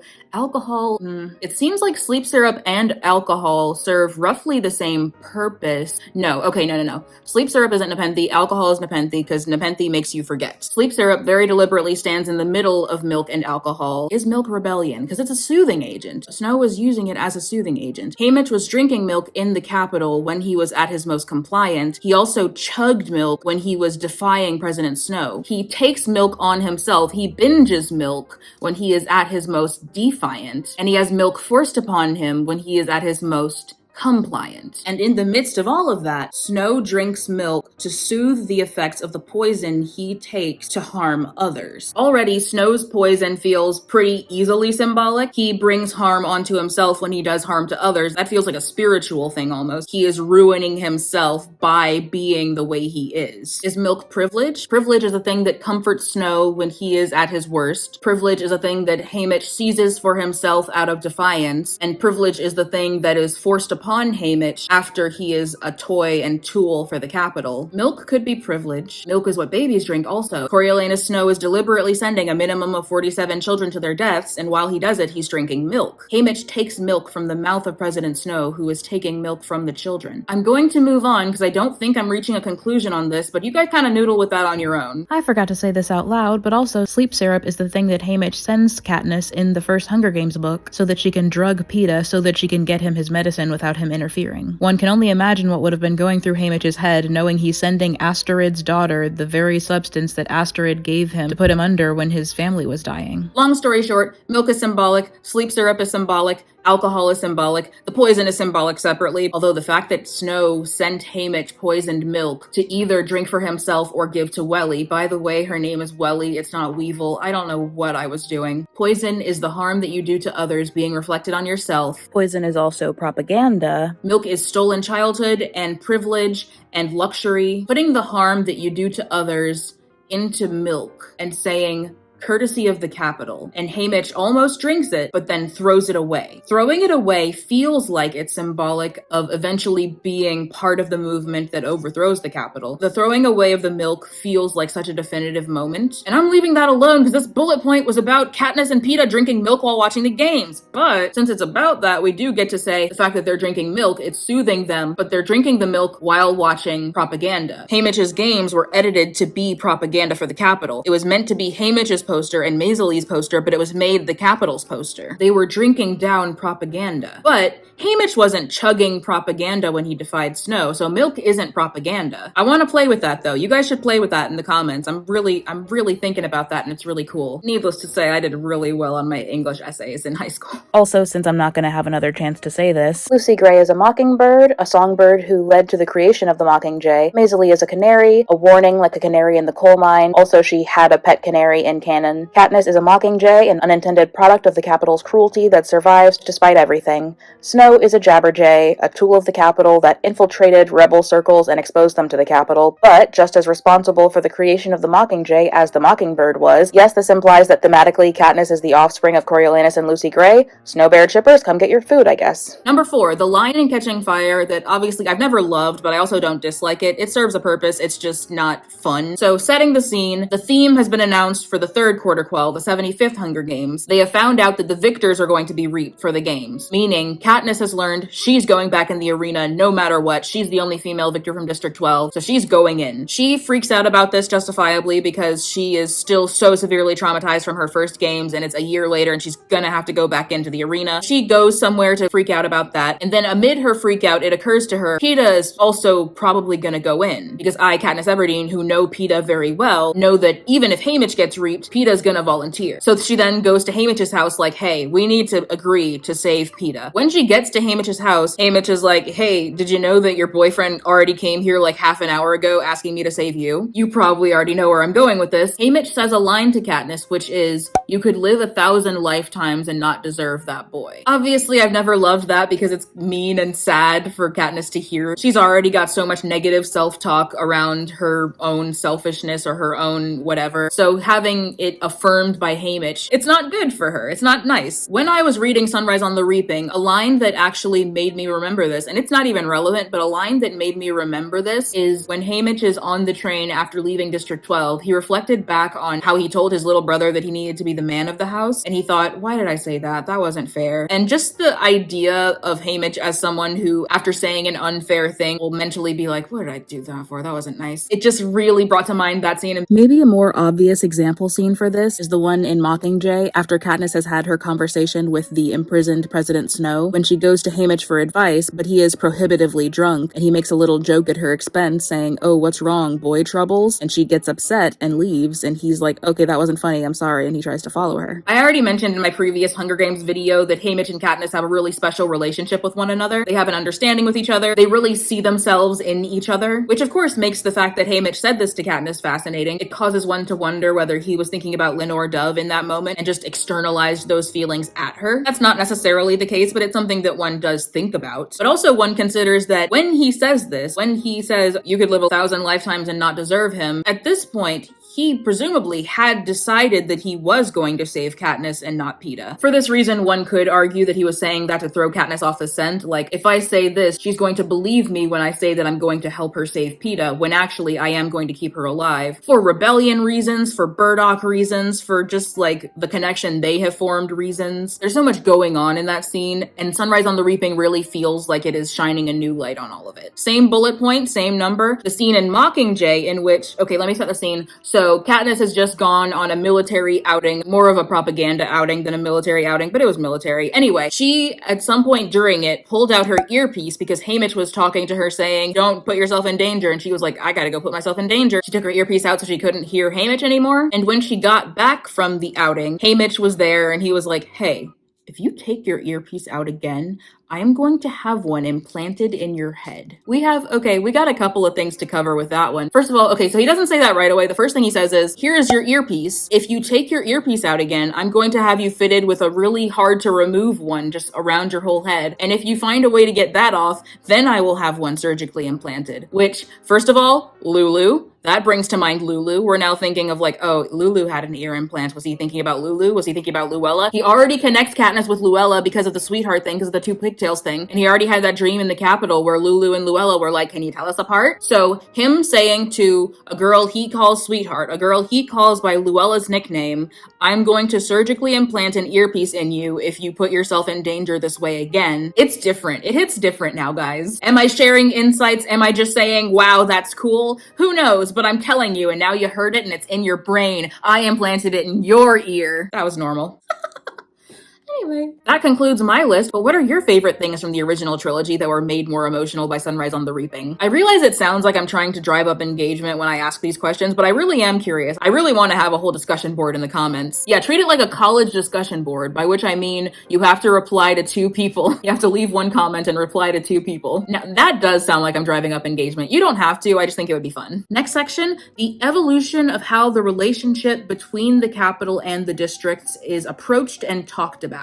First of all, just the obvious intermediate steps between Lucy Gray and co. being kept in a zoo and Katniss and them being in luxury apartments with Avoxes tending to them and all of that. Square in between those, Haymitch and co. get an apartment, but they're also cavalierly sprayed with insecticides. They're across the board treated as less than. And perhaps most jarringly, given how similar the setting is to that in the Hunger Games, they just say stuff. People just say stuff at this point in the timeline. I don't think that the relationship between the capital and the districts was ever directly verbally addressed as an adversarial one in the original trilogy. Ever was a weird choice of words, but you know what I mean, right? Like, it seemed like they were kind of cloaking that in euphemism. We used to be enemies, but now it's all water under the bridge. We do still do the Hunger Games because of course we do. But you know, they don't hate us. We don't hate them. It's just a thing we do. In the Ballad of Songbirds and Snakes, it was understood and spoken aloud that the capital and the districts are in opposition to one another, that they hate each other. There's no pretense. We're putting their kids in a zoo. We're not feeding them. It is considered strange and controversial to refer to them as humans. In Sunrise on the Reaping, we're at a point where people who were children when the war happened, when the dark days happened, are now middle-aged in positions of authority. People who are young at this point in the timeline do know that it happened, and they do know the significance of it to their country and to their lifestyles and to their parents, but they personally don't have a vitriol towards the people from the districts. They are more dismissive of their their well-being than actively adversarial towards them. Proserpina refers to Haymitch's fingernails as claws when they talk about cutting his nails. I didn't immediately clock that as dehumanizing because I know people in real life who talk about their fingernails like their claws when they're long, so that one kind of slipped by me until Haymitch himself was like, how dehumanizing that she called them that. And I'm like, oh yeah, no, for sure, I'm there with you now. That one felt more like a matter of like, okay, Suzanne has dictated to me that this is what that meant, instead of me understanding it implicitly, and that's fine, that's okay. But yeah, Haymitch and co kind of just say stuff. They will verbally express that the capital and the districts are enemies, which is not the case in the original trilogy. That's not something people really say out loud. I feel like that's a case of censorship taking the place of outward hostility. It's not friendliness, it's just another face of oppression of like, you are not allowed to express your lived experience. The people in the districts have not gotten less oppressed by the capital. They've not gotten friendlier towards the capital, but they are no longer allowed voice to express the feeling of not liking the capital. Very specifically, Katniss says in the first Hunger Games book that she used to really frighten her mother by the things that she would say out loud. They weren't allowed to say these things. Not for nothing, that detail becomes very interesting when one looks at the scene where Haymitch goes to the apothecary and there's a capital flag in the window and Asterid is like, we didn't want to put it up, they made us put it up. Sunrise on the Reaping really plays with this idea of implicit submission, and I think that implicit submission, specifically for Asterid, is very interesting. This idea that she was the parent who was always like, hey, don't sing the hanging tree in front of people,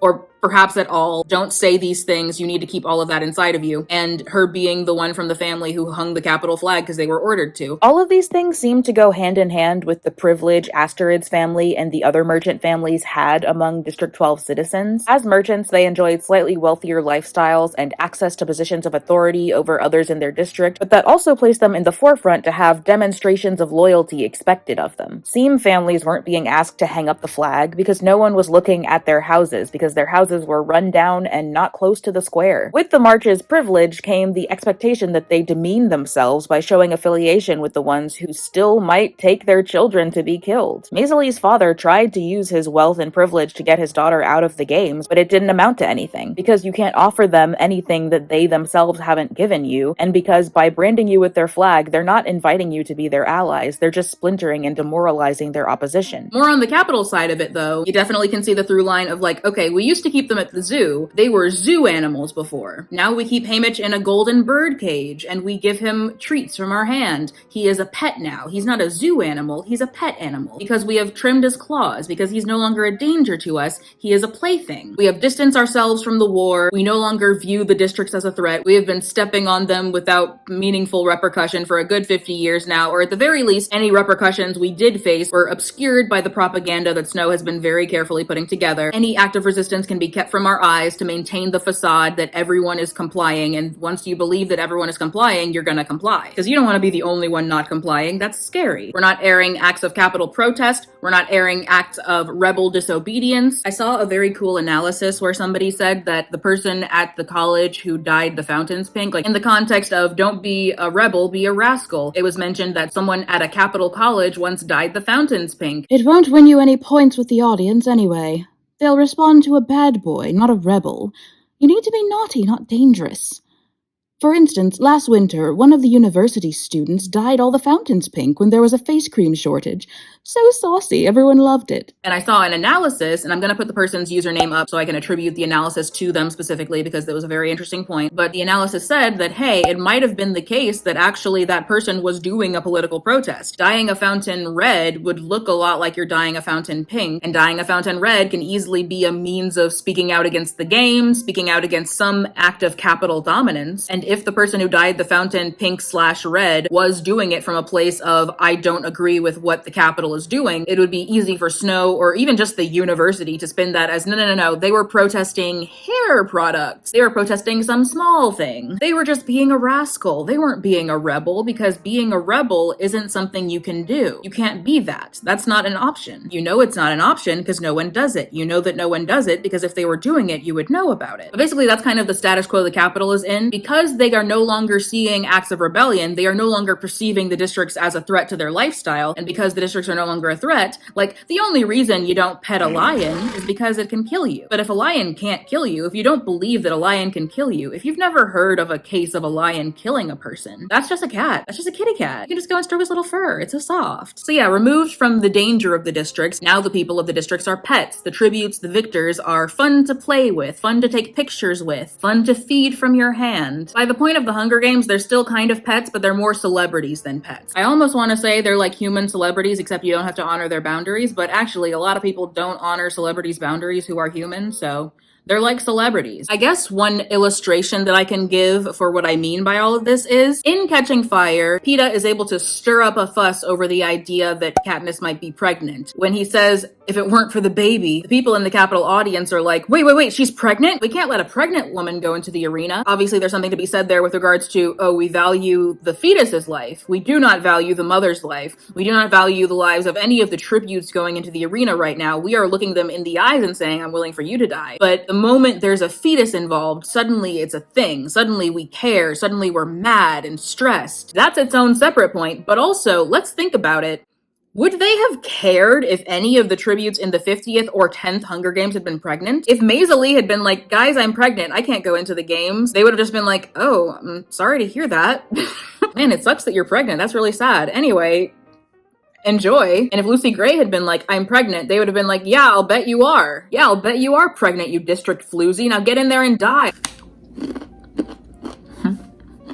I can hear Snow's grandmam saying that. I can hear it. A girl from the districts is pregnant? I'm glad she got reaped so that there aren't any more district people running around. The Capitol isn't protesting when Victor's kids get reaped. Ampert got reaped. One is to assume that BD's second child also got reaped because it was mentioned that his wife was pregnant, and we haven't seen that kid running around, so that kid probably went to the games too. In Catching Fire, they had reached the exact overlap of things that could make the Capitol kind of care about them going back into the arena enough to protest it, and most of those things were fetus and celebrity. Because Katniss was a beloved celebrity by this point, and because the baby was a fetus. If her 12-year-old son got reaped, they would have been so excited. Or daughter, I suppose. We know she had the daughter first, so if her 12-year-old daughter had gotten reaped, they would have been so hyped. It'd have been like, oh my gosh, I hope she wins, or I hope we get to see the parents cry when she dies. This feels like such a heavy point, all things considered, because there are real people who are that dismissive of people's lives. I'm gonna make this a natural stopping point for a different thing to happen. Like, I don't currently know if when editing this I'm gonna feel the need to add in another thought, but if I do in the editing process decide that I have another thought unrelated to this bullet point or related to this bullet point, I'm going to leave a gap for that now. So, editing me, got any thoughts? I do have thoughts, video me. Namely about how the film is going to adapt Haymitch and Lenore Dove's relationship. In the book, despite not being physically present for most of the story's events, Lenore Dove has an overwhelming psychic presence for Haymitch.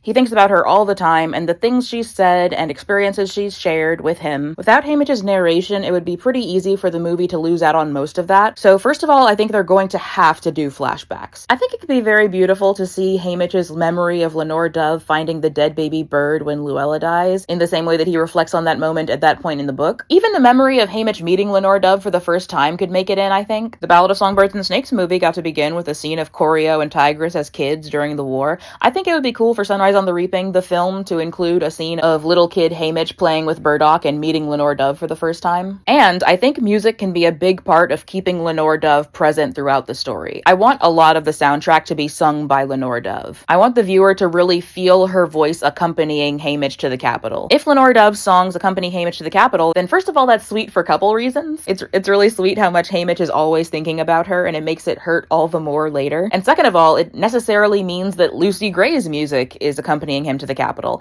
and that's beautiful from the perspective of a past victor getting to hold his hand and, in a way, mentor him, even though Haymitch doesn't know her and we, the viewer, don't know what became of her, or where she is, or what happened to her. Maybe after Lenore Dove dies, there can be a jarring change where the soundtrack goes from overwhelmingly piano, vocals, and string instruments to a more industrial sound, or a screeching of birds, or even a kind of eerie, uncanny use of vocals to simulate that her voice is being mimicked by jabberjays. That doesn't happen in the book, the jabberjay thing, but it does happen to Sejanus in Ballad, so it could be cool to add anyway for character parallel purposes. Sejanus and Lenore Dove are a lot alike. It probably can't literally happen. Like, we probably can't have an actual scene in the film where a Jabberjay uses her voice, because the Capitol got rid of the Jabberjays from the wilderness around 12 during the Ballad of Songbirds and Snakes. But first of all, given the Capitol's track record for being in control of birds, we could just say that they failed to get all of them anyway. And second of all, even if we don't have a literal scene where a Jabberjay borrows Lenore Dove's voice, we can still have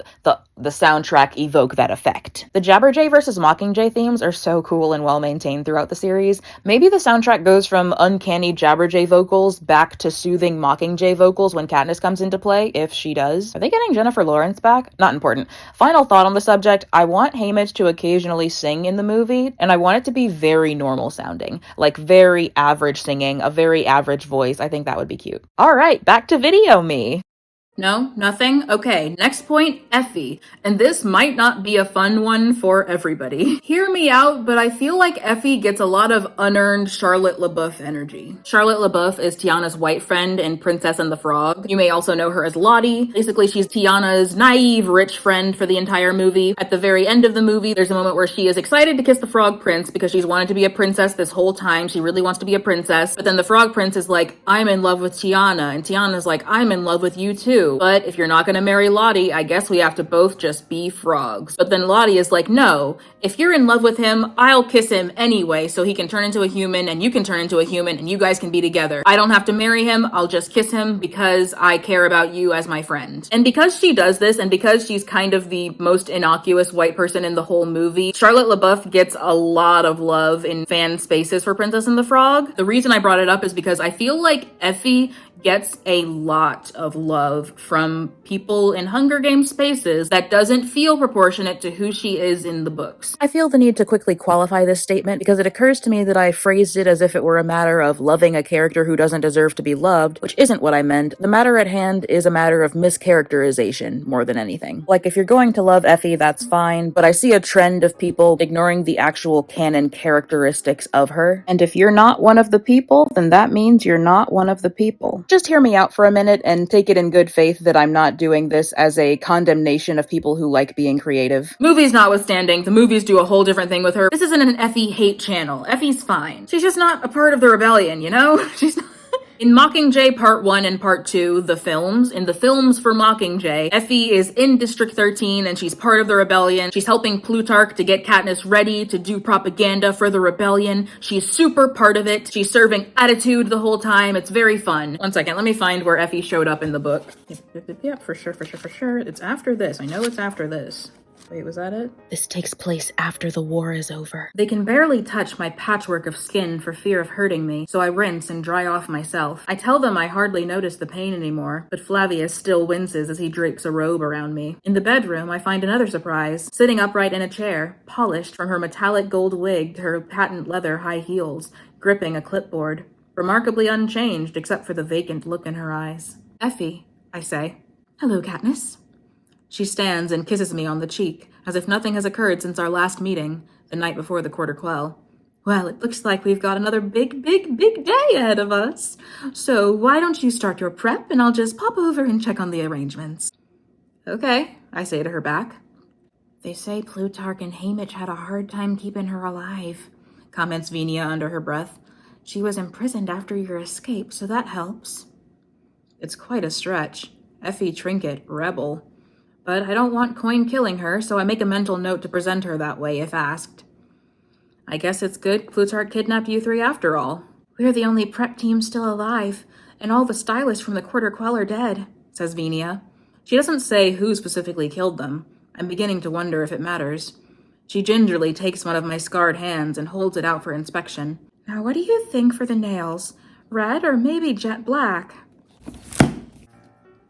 Effie was not a part of the rebellion, guys. I'm gonna be gentle here because I know that there are people who really ship Haymitch and Effie. I don't see it for them, but I love transformative works. I love people looking at a thing and going, what if I molded it different? What if I molded it in a way that interests me? I think that's cool. Except when I hate it, but I'm not making that your problem when I do. Except when I do. Okay, listen, do I contradict myself? Very well, then I contradict myself. What I'm saying is enjoy your thing. I'm not yucking your yums on the Hayfie thing. I'm literally a fan of both Danganronpa and the Disney Disney Descendants franchise, so I'm no stranger to wanting the thing you like to be different. And also, I'm sure there's people out there who tackle the actual canon characterization of Effie head on and deal with that in the scheme of the stories and ships that they want to accomplish with her. I don't want to paint with too broad a brush here. I'm just speaking to trends that I've seen of mischaracterization specifically. What I am saying objectively is, in the books, Effie is not a part of the rebellion. We are given no indication that she is especially sympathetic towards those in the districts. I have no problem with people enjoying ships and characterizations that they find more fun. Like, do I think movie Effie is a more fun direction for the character? Honestly, not even that. I really don't care. Like, Effie's fine. She's like, either way, Effie's fine. I don't have strong feelings about Effie. But just to be super clear about what feels most in line with the character to me, book Effie was probably not despairing as she watched Haymitch turn into a shell of his former self. She probably was not filled with sympathy as he became increasingly drunk and rude before her very eyes. Most likely her mindset that whole time was, he used to be well put together, but now he's let himself get so lazy and so undignified and so hedonistic. The first reason I believe this to be her reaction is because of a scene that I mentioned in the previous video but didn't get to go into. Now I get to go into it. Okay, let's talk about that scene in the first Hunger Games where she did very much suggest that the previous year's tributes were like gross and disgusting and animalistic for not using good table manners when they ate their food. At least you two have decent manners, says Effie as we're finishing the main course.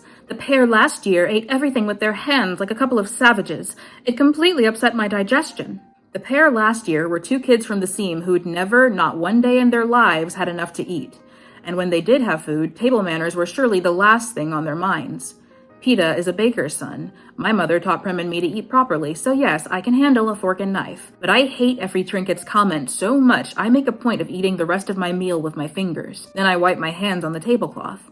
This makes her purse her lips tightly together. It did not cross Effie's mind for one moment that those kids were starving. And if it did cross her mind, she was probably thinking, that's no excuse to eat like that. Moment to play devil's advocate. This is something that she is saying to Katniss and Peta in retrospect as like what is meant to be a compliment to them. So one imagines that maybe when the starving kids were there, she didn't say to them, ew, you're being gross. She was more like, oh wow, you must be so hungry. And then internally she was like, yuck. And then once Katniss and Peta were there and she felt like she was with people who understood how important table manners were, she's now like, oh good, that was gross, right? Those kids were gross. Hi, me again. Thinking about it in retrospect, I am almost positive she told those kids to their faces that they were eating nasty. At least if she was behaving towards the previous tributes the way she behaves towards Katniss and Peta, I'm pretty sure, because she tells Katniss and Peta when she finds them distasteful, so I don't imagine she failed to do the same to the other kids unless she is genuinely more comfortable with Katniss and Peta than she was with them. But either way, the primary feeling she had towards them, or at least the primary feeling she expresses towards them a year after they have died, is that they were gross, they were yucky, they were eating with their hands like savages. She wasn't saying, oh, the poor things were so hungry they didn't even use silverware. She was saying, those kids were gross, and I'm glad you two aren't gross. We met Effie as a young woman, and we met Effie in her middle age. The unaccounted for time in between those things contained a series of deaths of children who she met personally and escorted to the games. And I'm sure she was desensitized by the point that Katniss meets her. Haymitch was desensitized too. Those who care to speculate at more depth to Effie than we see, there's ripe territory to imagine what kind of internal journeys she must have had in the interim, but any assumption of goodwill on her part towards the district specifically is, in my opinion, a fabrication in her favor. It's fine, it's just not canon. She is not demonstrated to be a character who particularly looks behind people's behaviors. She looks at them. She liked Haymitch because he was the guy who picked up her makeup kit when she dropped it. A straightforward, kind action. The kind of thing she didn't expect a boy from the districts to do for her. When she finds him destroyed from the deaths of everyone he loved, her response is, I'm sorry to hear that, but we gotta get ready. I'm sorry to hear that, but we're moving on because we have a victory tour and it's rude to be late. And it's rude to be slovenly. This sounds like I hate Effie. I don't. She's an interesting character. She just gets such a glow up from fan interpretations of her. That said, I was so hyped when she showed up. It was so cool. Proserpina kept bringing up her sister and it was like, she must be someone. Like, at this point, it's gonna be something. Honestly, I might have guessed Effie sooner if I wasn't mistakenly under the impression that we had learned Proserpina's last name. Definitely, she didn't say what her last name was, but for some reason, when I was reading the book, I had this retrospective impression that we had learned her last name and it wasn't one that we recognized. If you had asked me up until Effie showed up how Proserpina and other one, Vitus? Is it Vitus? It doesn't matter.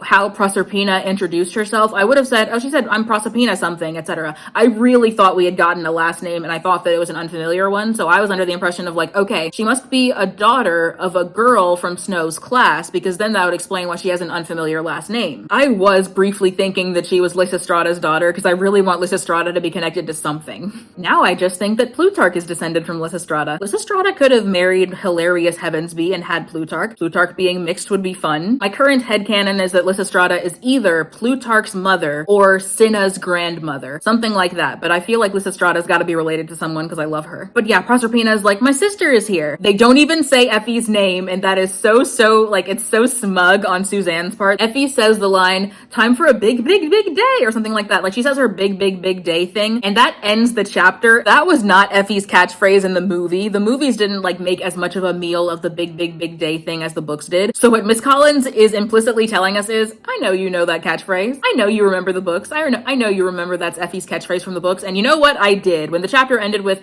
time for a big day, or whatever that sentence was, I was like, Effie! Miss Collins knew that we would know this character by her book-only catchphrase, and she knew it with enough confidence to make it the chapter-ending wham line, and I love that. She knows she's iconic.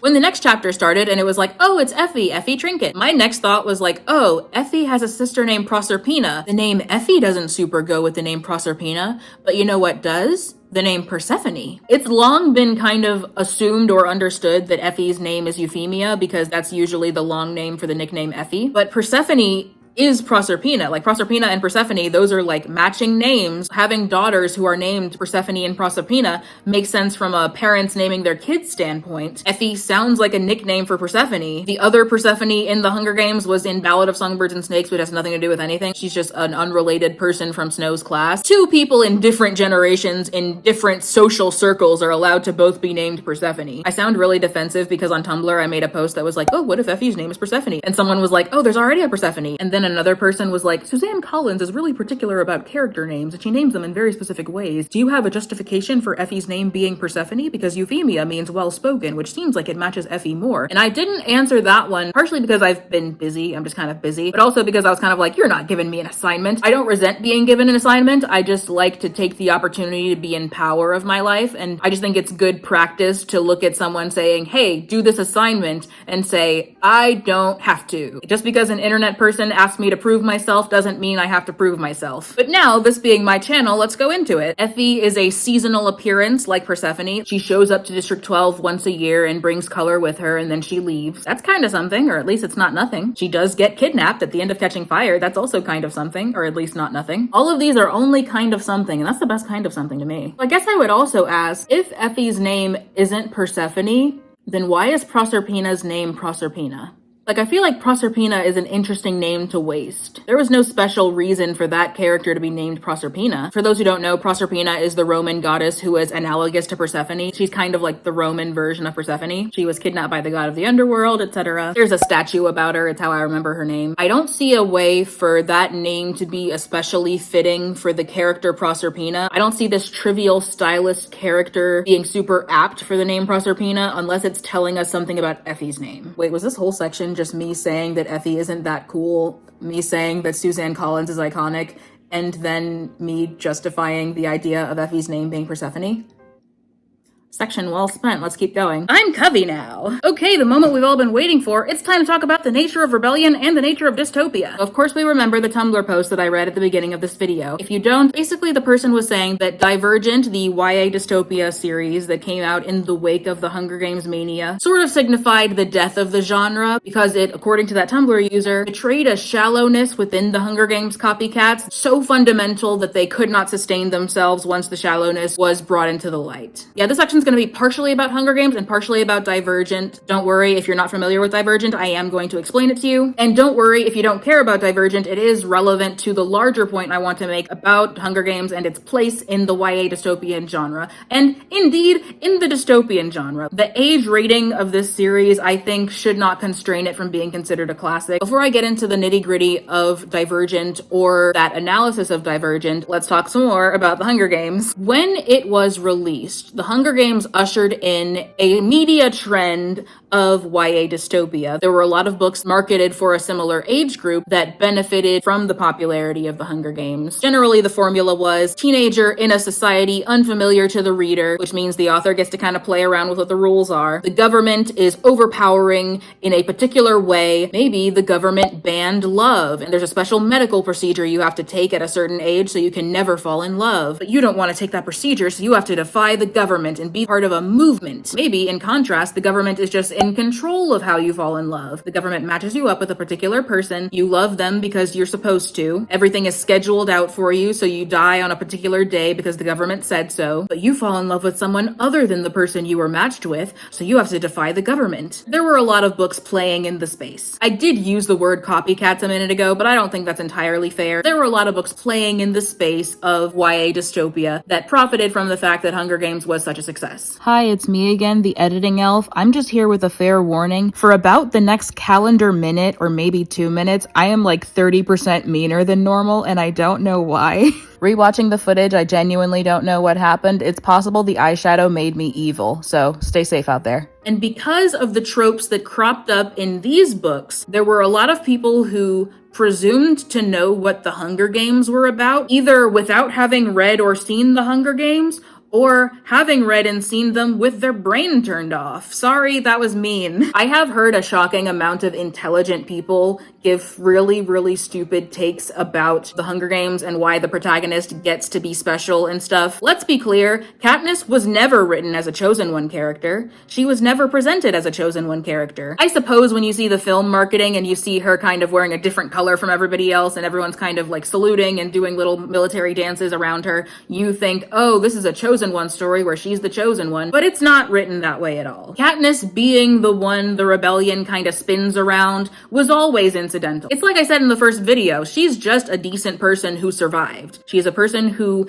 has the skills necessary to survive the Hunger Games and the decency necessary to appeal to the heart of a nation. These are observable traits that she exhibits. She was not born special. She was not cosmically designed to be the rebellion. That was never the case. So anyone who casually in passing says, oh, you know, stories like the Hunger Games that tell kids they're special. No, it doesn't. It never does. And also, gosh, why do people have such vitriol towards stories telling kids they're special? But also, like, it doesn't. Like, so what if it did? But it doesn't. To those who read and study the Hunger Games, that's just a very annoying take. Like, I've seen a lot. It's not just me. I've seen a lot of people feel really annoyed by people saying that. It's just not interesting. It's not an interesting way to look at the books. It's kind of like something that I said in passing in the Twilight video where it's like, oh yeah, there's this environment where it's more fun and funny to just criticize things in a blasé way than to actually study what they bring to the table or what they are doing and providing. It's the people with the Twilight fight scenes all over again where it's like, oh, the movie finally got good because people are killing each other. It's just so foolish to make a quality judgment based on such a shallow thing. The point is, Hunger Games was never a Chosen One story, and Sunrise on the Reaping makes that all the clearer now. If a reader managed to come away from the original trilogy with the impression that the rebellion sprang up fully formed around Katniss, that the rebellion was the Athena to her Zeus, they no longer get to think that because the rebellion's been doing stuff the whole time. During the 50th Hunger Games, Haymitch went under the arena to blow up a water tank, to try to take out the games, to try to end them forever. It just didn't work because that time the conditions weren't right. The conditions and the actions happened to be right when it was Katniss's turn. Maybe Plutarch, who we now see has been involved in propaganda since at least the 50th Hunger Games, has, by rising through the ranks, created an environment where it's more normal to see a lot of pathos from the tributes. After all, he was taking all those shots of Haymitch's mom and brother crying. We have seen the kinds of things that he takes the time to film, and it is human reactions, it is human emotion. On the premise of feeding the drama of the games, on the premise of feeding the entertainment of the games, the Capitol is also being fed this realization that the people in the games have loved ones, the people in the games have feelings. And the more he does that, the more successfully he does that, the more he becomes powerful doing that, he reaches a place where, oh, now when Katniss buries Rue in flowers, it airs. They see it. The Capitol sees it. The districts see it. It's not like the many moments where Haymitch is there for his allies, and it got cut from the final edit of the games. This time, Katniss and Rue are emphasized. It's entertaining for the Capitol, and it benefits the rebellion. These are little changes that must have happened over time. I hope you can see my eyeshadow, because I worked really hard on it.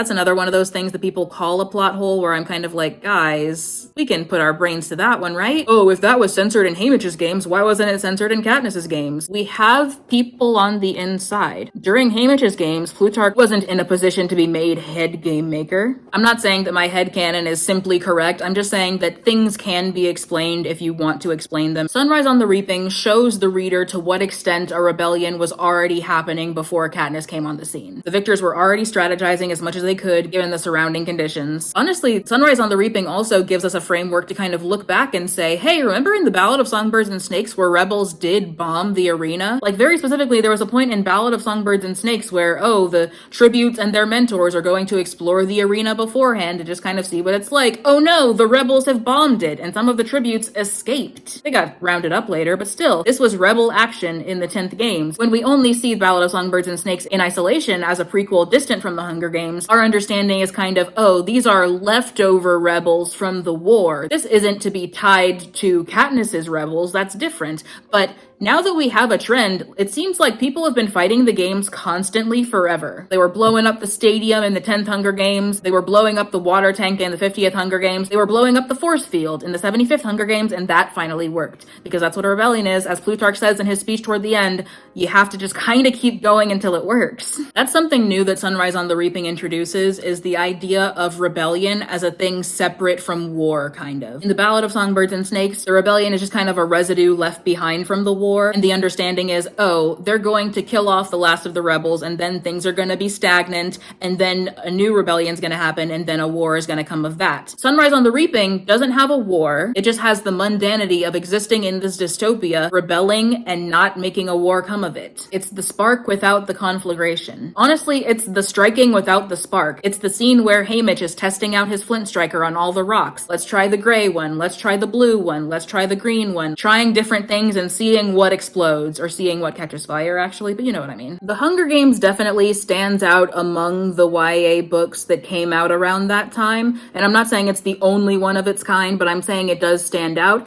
in that it really cares about discussing the nature of the dystopia it's in, what it does to people, and what is required to overturn it. It's not just about the war. A lot of it is a very psychological and introspective take on its premise, which is part of why it's also very annoying when people are like, oh wow, how long into the Hunger Games before the Hunger Games start? Oh, the games themselves don't start until this many pages in. Guys, everything's the point. All of it's the point. This series would be nothing if not for the stuff surrounding the Hunger Games. The version of the Hunger Games supposed by people who don't care about the Hunger Games is the kind of Hunger Games you wouldn't care about. In comparison, I would say books in the vein of Hunger Games that were popular around the same time, such as Matched or indeed Divergent, don't take as much interest in the psychology of a dystopia or indeed the anatomy of a dystopia, but I don't think that's a failing of theirs necessarily. I think it's just a difference in objective. Which brings us back to me explaining Divergent to you guys. Let's do it! Divergent is the story of a girl who is initially named Beatrice Pryor. She lives in a dystopian future version of the city Chicago, specifically. It's not dystopian America, it is specifically dystopian Chicago. In this dystopian Chicago, everybody is divided into one of 5 factions. The 5 factions are based on personality traits that they are meant to emphasize and roles in society that they are meant to embody. There are the erudite, which means smart. They are in charge of science and just generally studying stuff. They're the smart ones. Every faction has a color, and the erudite wear blue. There are the dauntless, which means brave. They're kind of the police and the military, but it's not super emphasized in the book. The dauntless wear black, and also their appearance is characterized by kind of punk hairstyles and tattoos. There are the candor. Candor means honesty. They are the honest ones. They are in charge of the legal system, like the laws. They're the lawyers and judges and stuff. They wear black and white, which seems too similar to the black that the dauntless wear, but whatever. If you see someone who is candor, you're not gonna mistake them for dauntless because they're also wearing white, which is fine, but I just kind of wish everyone had a different color, you know? There are the amity, which, yes, that's where I got my username from. The amity are the peaceful ones. They grow crops, which has nothing to do with anything, but someone has to be growing crops, and they seem like the nicest, I guess. They wear autumnal colors, so red, red, yellow, orange, that's the Amity colors, and they're the abnegation. They're the selfless, they wear gray, they don't look in mirrors, their skin is all covered, and they are in charge of government because you want to be governed by people who are selfless. There's also a subset of the population that is factionless. Being factionless is essentially being unhoused, like there's nowhere for you, you just kind of live on the streets and receive the charity of the abnegation. Amity was the one I chose as a kid because they're the peaceful ones, they sing songs, and there's less pressure in being one of them. The candor just kind of aren't as nice. The erudite, I was already in gifted classes, I kind of already knew what it's like to be around people who find it very, very important to be considered smart, and I knew what it was like to find it very, very important to be considered smart, and it's not fun, it's exhausting, and I was like, hey, if I were in this universe, I would not subject myself to that. The Dauntless require you to face your fears, and I don't want to, and the Abnegation just have a really restrictive lifestyle. You're not allowed to look in mirrors. I look in mirrors so much, guys. And in Divergent, the main character, Beatrice Pryor, is born in abnegation. She has a mother, father, and brother. At the start of the story, she is approaching the day when she will have to choose her faction. In your late teens, you have to choose which faction you're going to be in. Most people choose the faction they were born in, but some people switch. She's very distressed about this because she finds it hard to be abnegation. It doesn't come naturally to her to just automatically help people the way you're expected to do as an abnegation. She wants to join another faction, but she doesn't want the social cost of doing that. She doesn't want to reflect poorly on her family. She doesn't want to let them down. She doesn't want to lose the community she's formed there. It's made even worse by the fact that at school they have a thing called aptitude tests where you get to see which faction you're best fit for, and she gets 3 answers. She gets abnegation, dauntless, and erudite, so selfless, brave, and smart. That's not supposed to happen. No one's supposed to get more than one faction. It's supposed to be understood that everyone is suited for one faction. The person giving her the test is like, hey, you have to keep this secret. This isn't supposed to happen, and people will prosecute you if they find out this happened to you. You're divergent. It just means that you have aptitude for more than one faction. The government doesn't like that, basically. Or at least the erudite don't like that. People don't like that. You're not supposed to. So she keeps it a secret. Eventually the day comes. Not only does Beatrice choose to switch to dauntless, the brave ones, but also her older brother chooses to switch to erudite, the smart ones. After the choosing ceremony, Beatrice is among the dauntless. She is running to jump onto a train because that's how they get from place to place for some reason. They run and jump onto trains. Honestly, that's kind of the first hurdle, is being brave enough to jump onto the train. If you don't do that, then you're factionless. This also means that a certain amount of physical fitness is required of you before anything else, and they've set up their system so that no amount of bravery can redeem the sheer inability to do a physical task,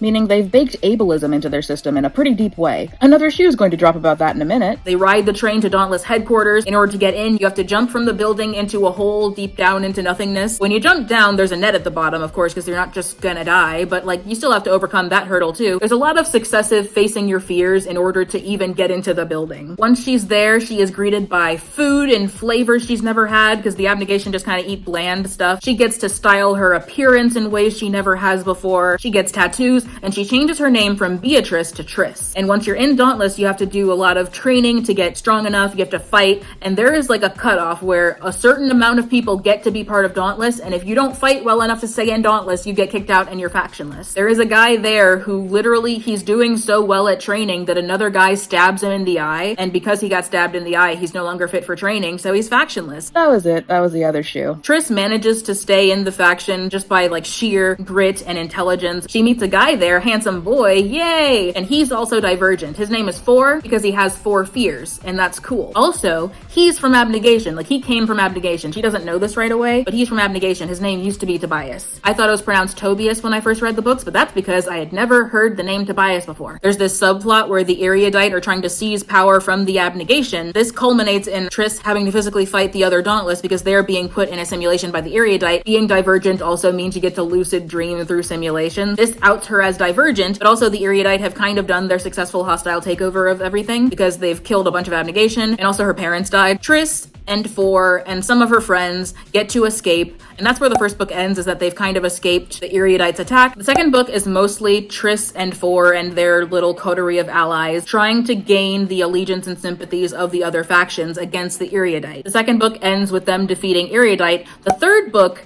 goes super duper duper off the rails. We're in the aftermath of the war. The people who were bad in erudite and the people who were allied with erudite are getting killed. So now the factionless are kind of in charge and they're doing executions of people. Triss and 4 and their allies are basically like, let's leave, I think. I think we're gonna leave Chicago and not be part of any of this. So they do. They leave Chicago with the understanding that outside is supposed to be a wasteland, but after they've gone a certain distance, they just meet people, and the people they meet outside of Chicago are like, oh yeah, that's an experiment. Your whole city is just an experiment on genetics, guys. Apparently the only reason there are factions and divergent people is because some kind of gene manipulation happened where people were being born who simply had only one personality trait. And the divergents start to emerge when the population starts to heal from that genetic manipulation, basically. I don't remember it super well because I'm sorry, but a lot of that book was very boring. But spoilers for Divergent, if you care a lot about spoilers for Divergent. The last book ends with Triss dying and it's really sad. Like, it's jarringly sad. The book itself wasn't that good, but the very ending was like, Triss died and 4 is gonna be sad about it. We're gonna follow 4 being sad about Triss dying for a while. And it's like, oh no, this is gonna stick with me, isn't it? And it's like, yeah, it is, and it did. So all of that should suffice for the conversation I mean to have about the many faces of the dystopian genre, especially in YA. When I was in college, I took a class on dystopian fiction. It was actually about utopian fiction, within which dystopian fiction is a subcategory. I misspoke, but the point stands. I even purchased the textbook for the class instead of renting the textbook so that I could keep it after the class ended. Unfortunately, the textbook was almost promptly destroyed in a flood. But I'm only bringing this up for terminology reasons because this is going to be very important. Utopian literature, as in utopia with a U, Utopia, simply refers to literature which takes place in a world that does not exist, or a place that does not exist. It literally means no place. Under the larger umbrella of utopian fiction, Utopia, there is utopian fiction with an EU, utopia but with an E in front of it, and there is dystopian fiction. Utopian with an E in the front of it refers to a good place. Dystopian refers to a bad place. I think that to say that a work of utopian literature is doing a bad job at its genre when it fails to critique the real systems of the world, like the real power systems or the real government behaviors of the world, is not entirely true. That's not always a valuable metric for judging utopian fiction. I believe that the objective of utopian literature is as often to explore a feeling as to explore a reality. The Hunger Games series objective is definitely for the most part to explore a reality. The Hunger Games uses its fictional setting to explore real things like propaganda, imperialism, poverty as violence, legalism, privilege, etc. If I recall correctly, Suzanne Collins has said that she came up with the idea for the Hunger Games when she was watching TV and going between a news channel showing footage of war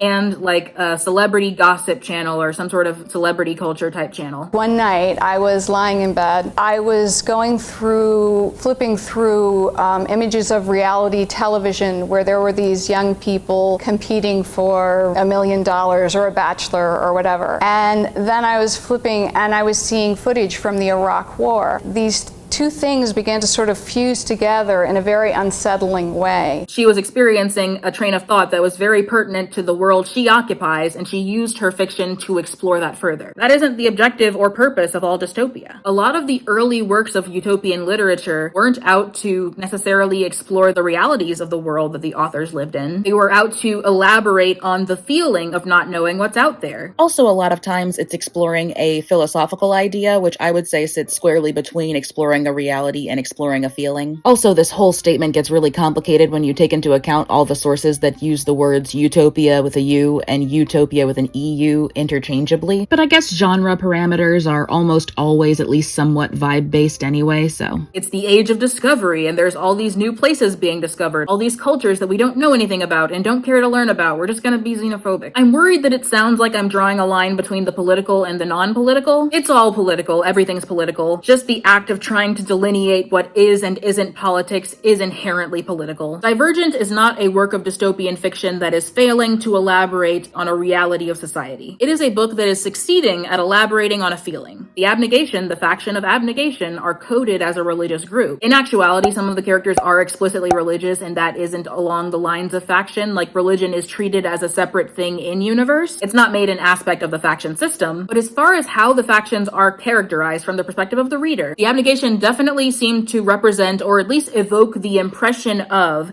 a conservative religious upbringing. Triss is raised with strict rules about how long her hair can be, how often she can look in mirrors, when she can speak and when she can't speak. She is expected to naturally intuit when and how to be the most selfless version of herself she can be in any given situation. She is expected to, more broadly, dedicate her life to what the adults around her are dedicating their lives to, or else she'll be giving her upbringing and her parents a bad name. When she chooses chooses to live her life differently than her parents and the adults she was raised to respect, she is deeply, explicitly guilty for making that decision. She believes she is making a selfish and immoral choice by choosing what she believes is right for herself. Once she chooses Dauntless, she is allowed to speak up, she's allowed to be athletic in ways she never has been, she's allowed to get tattoos and wear black and eat different kinds of food, and when she leaves her community, she learns in retrospect that some of the adults she was taught to respect weren't deserving of the respect she was taught to give them. When she learns that Tobias was abnegation, she also learns that Tobias's father was physically abusive towards him. Tobias's father's name is Marcus. He was a very respected member of abnegation, and it's only after she leaves the community that she learns his true colors and the horrible things he's done. It just so clearly parallels the lived experience of youths who find themselves disillusioned with the way that their parents practice religion, but still want to be religious into adulthood. Like, separately from any of the faction stuff, Triss even has narration where she talks about believing in God, or at least believing in an afterlife, or whatever euphemism they use for it. Is that because the writer is Christian? Probably, but who knows? I didn't look up Veronica Roth's religious beliefs. I think where the book Divergent really shines is in the emotional plight of Triss, and in the initial fun of the setting. And I also think that that series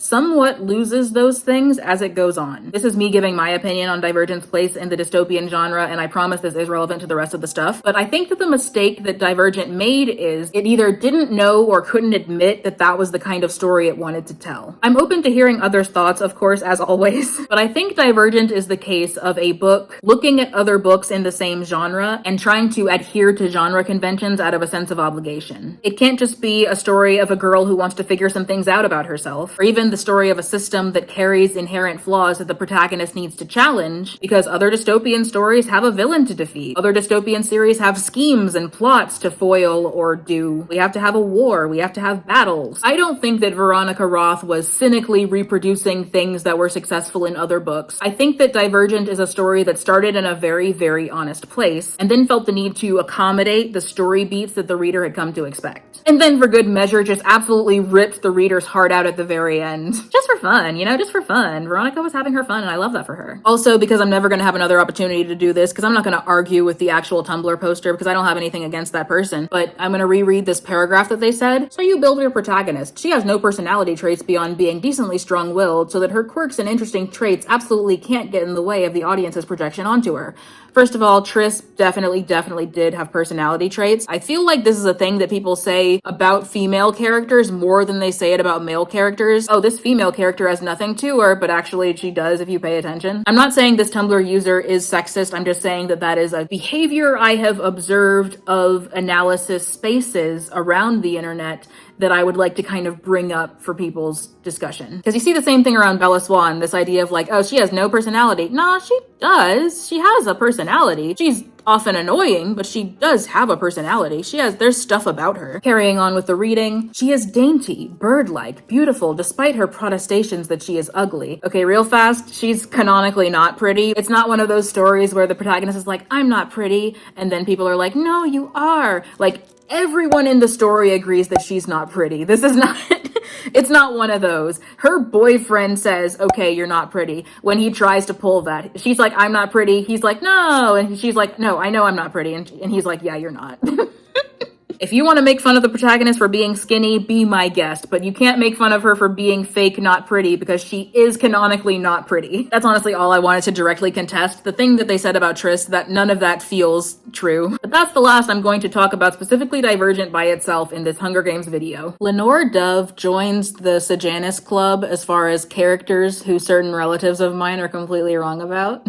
I love her tremendously. The amount of helplessness involved in resorting to these small symbolic victories is just kind of fascinating within the scheme of the rest of the book. It just feels like it mirrors Haymitch's plight in such a tragic way. Lenore Dove was doing all of these very, very public-facing acts of rebellion, and Haymitch was doing this very, very private, nobody-saw-it act of rebellion. She was doing tiny things that made a big splash, and he did huge things that made no splash whatsoever. He flooded the computers beneath the arena, and in the scheme of things it kind of meant nothing. Not literally nothing, but not enough to comfort him through what happened next as a result of it. If we take the common slogan people say, contrasting Lucy Gray and Katniss, where people say Lucy Gray is a performer forced to hunt, and Katniss is a hunter forced to perform. In this case, between Haymitch and Lenore Dove, Haymitch is a deeply social person who is being forced into isolation. And Lenore Dove is a rather isolated person who is being forced into social behavior, both of them as a side effect, result, symptom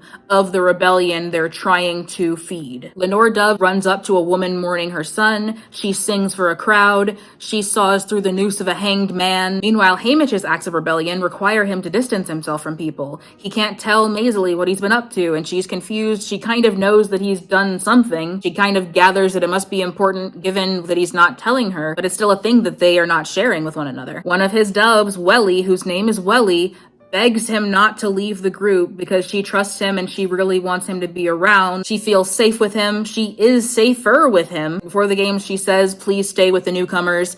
And then very, very late in the games, when he is about to go get firewood for her, she begs him to stay with her. Both times he leaves because he has a poster to paint. He has an act of rebellion to take part in. He treats that point of human connection as a luxury he can't afford because initially he has to blow up the water tank, and then after that he has to blow up the cornucopia. Acts of rebellion in defiance of the human connection that comes more naturally to him. Is that the note I'm ending on? Maybe that's the note I'm ending on. I'm bringing these differences up because they feel very significant to the nature of rebellion conversation that Sunrise on the Reaping is giving us. My throat hurts, guys. Essentially, Sunrise on the Reaping feels more like it's talking directly to the reader than I think any of the other books. But let me know in the comments if you have any thoughts on that statement. Should I put on a different outfit for the outro? Would that be fun if I do another one? Maybe I'll do another one. Hold on. Thank you for watching this whole video. Wait, final bit of symbolism. Silver parachute, courtesy of the Capitol. Gold, made by the Covey. Silver is the Capitol, gold is the Covey. Okay, now I'm done with that. I've done all the symbolism, my throat hurts. Anyway, have a nice day. I say that because this is gold and this is silver. Anyway, have a nice day. Drink a refreshing glass of water, whether you're more refreshed by it being warm or cold. Do some stretches if possible. If it's in your power to do some stretches, do some stretches. Go out of your way to smell some nice smells. Maybe it's the smell of the trees and the wind. Maybe it's the smell of a nice meal. Treat yourself to some aromatic air. Think about the things you can do to help somebody else today. Whether it's to help them materially, like donating money to a good cause, or if it's to help them emotionally, like reaching out to someone who you know is having a hard time, commenting on someone's fan fiction. One thing that feels really good when you yourself need to be reached out to is to reach out to somebody else. Think about the theme of implicit submission as it relates to Sunrise on the Reaping, and have a great day. Not only understood, wait, I got it, 1 second, I can't focus. Rest in peace is a Christian thing, and may God have mercy on your spirit is, I believe, what you would say for a Jewish person. I'll have to look up which would be appropriate to say for him, and maybe I'll cut this part out of the video, who knows? I just think that all of the plot holes I've seen, I need to get the finger trap off my finger, 1 second. And have a great day!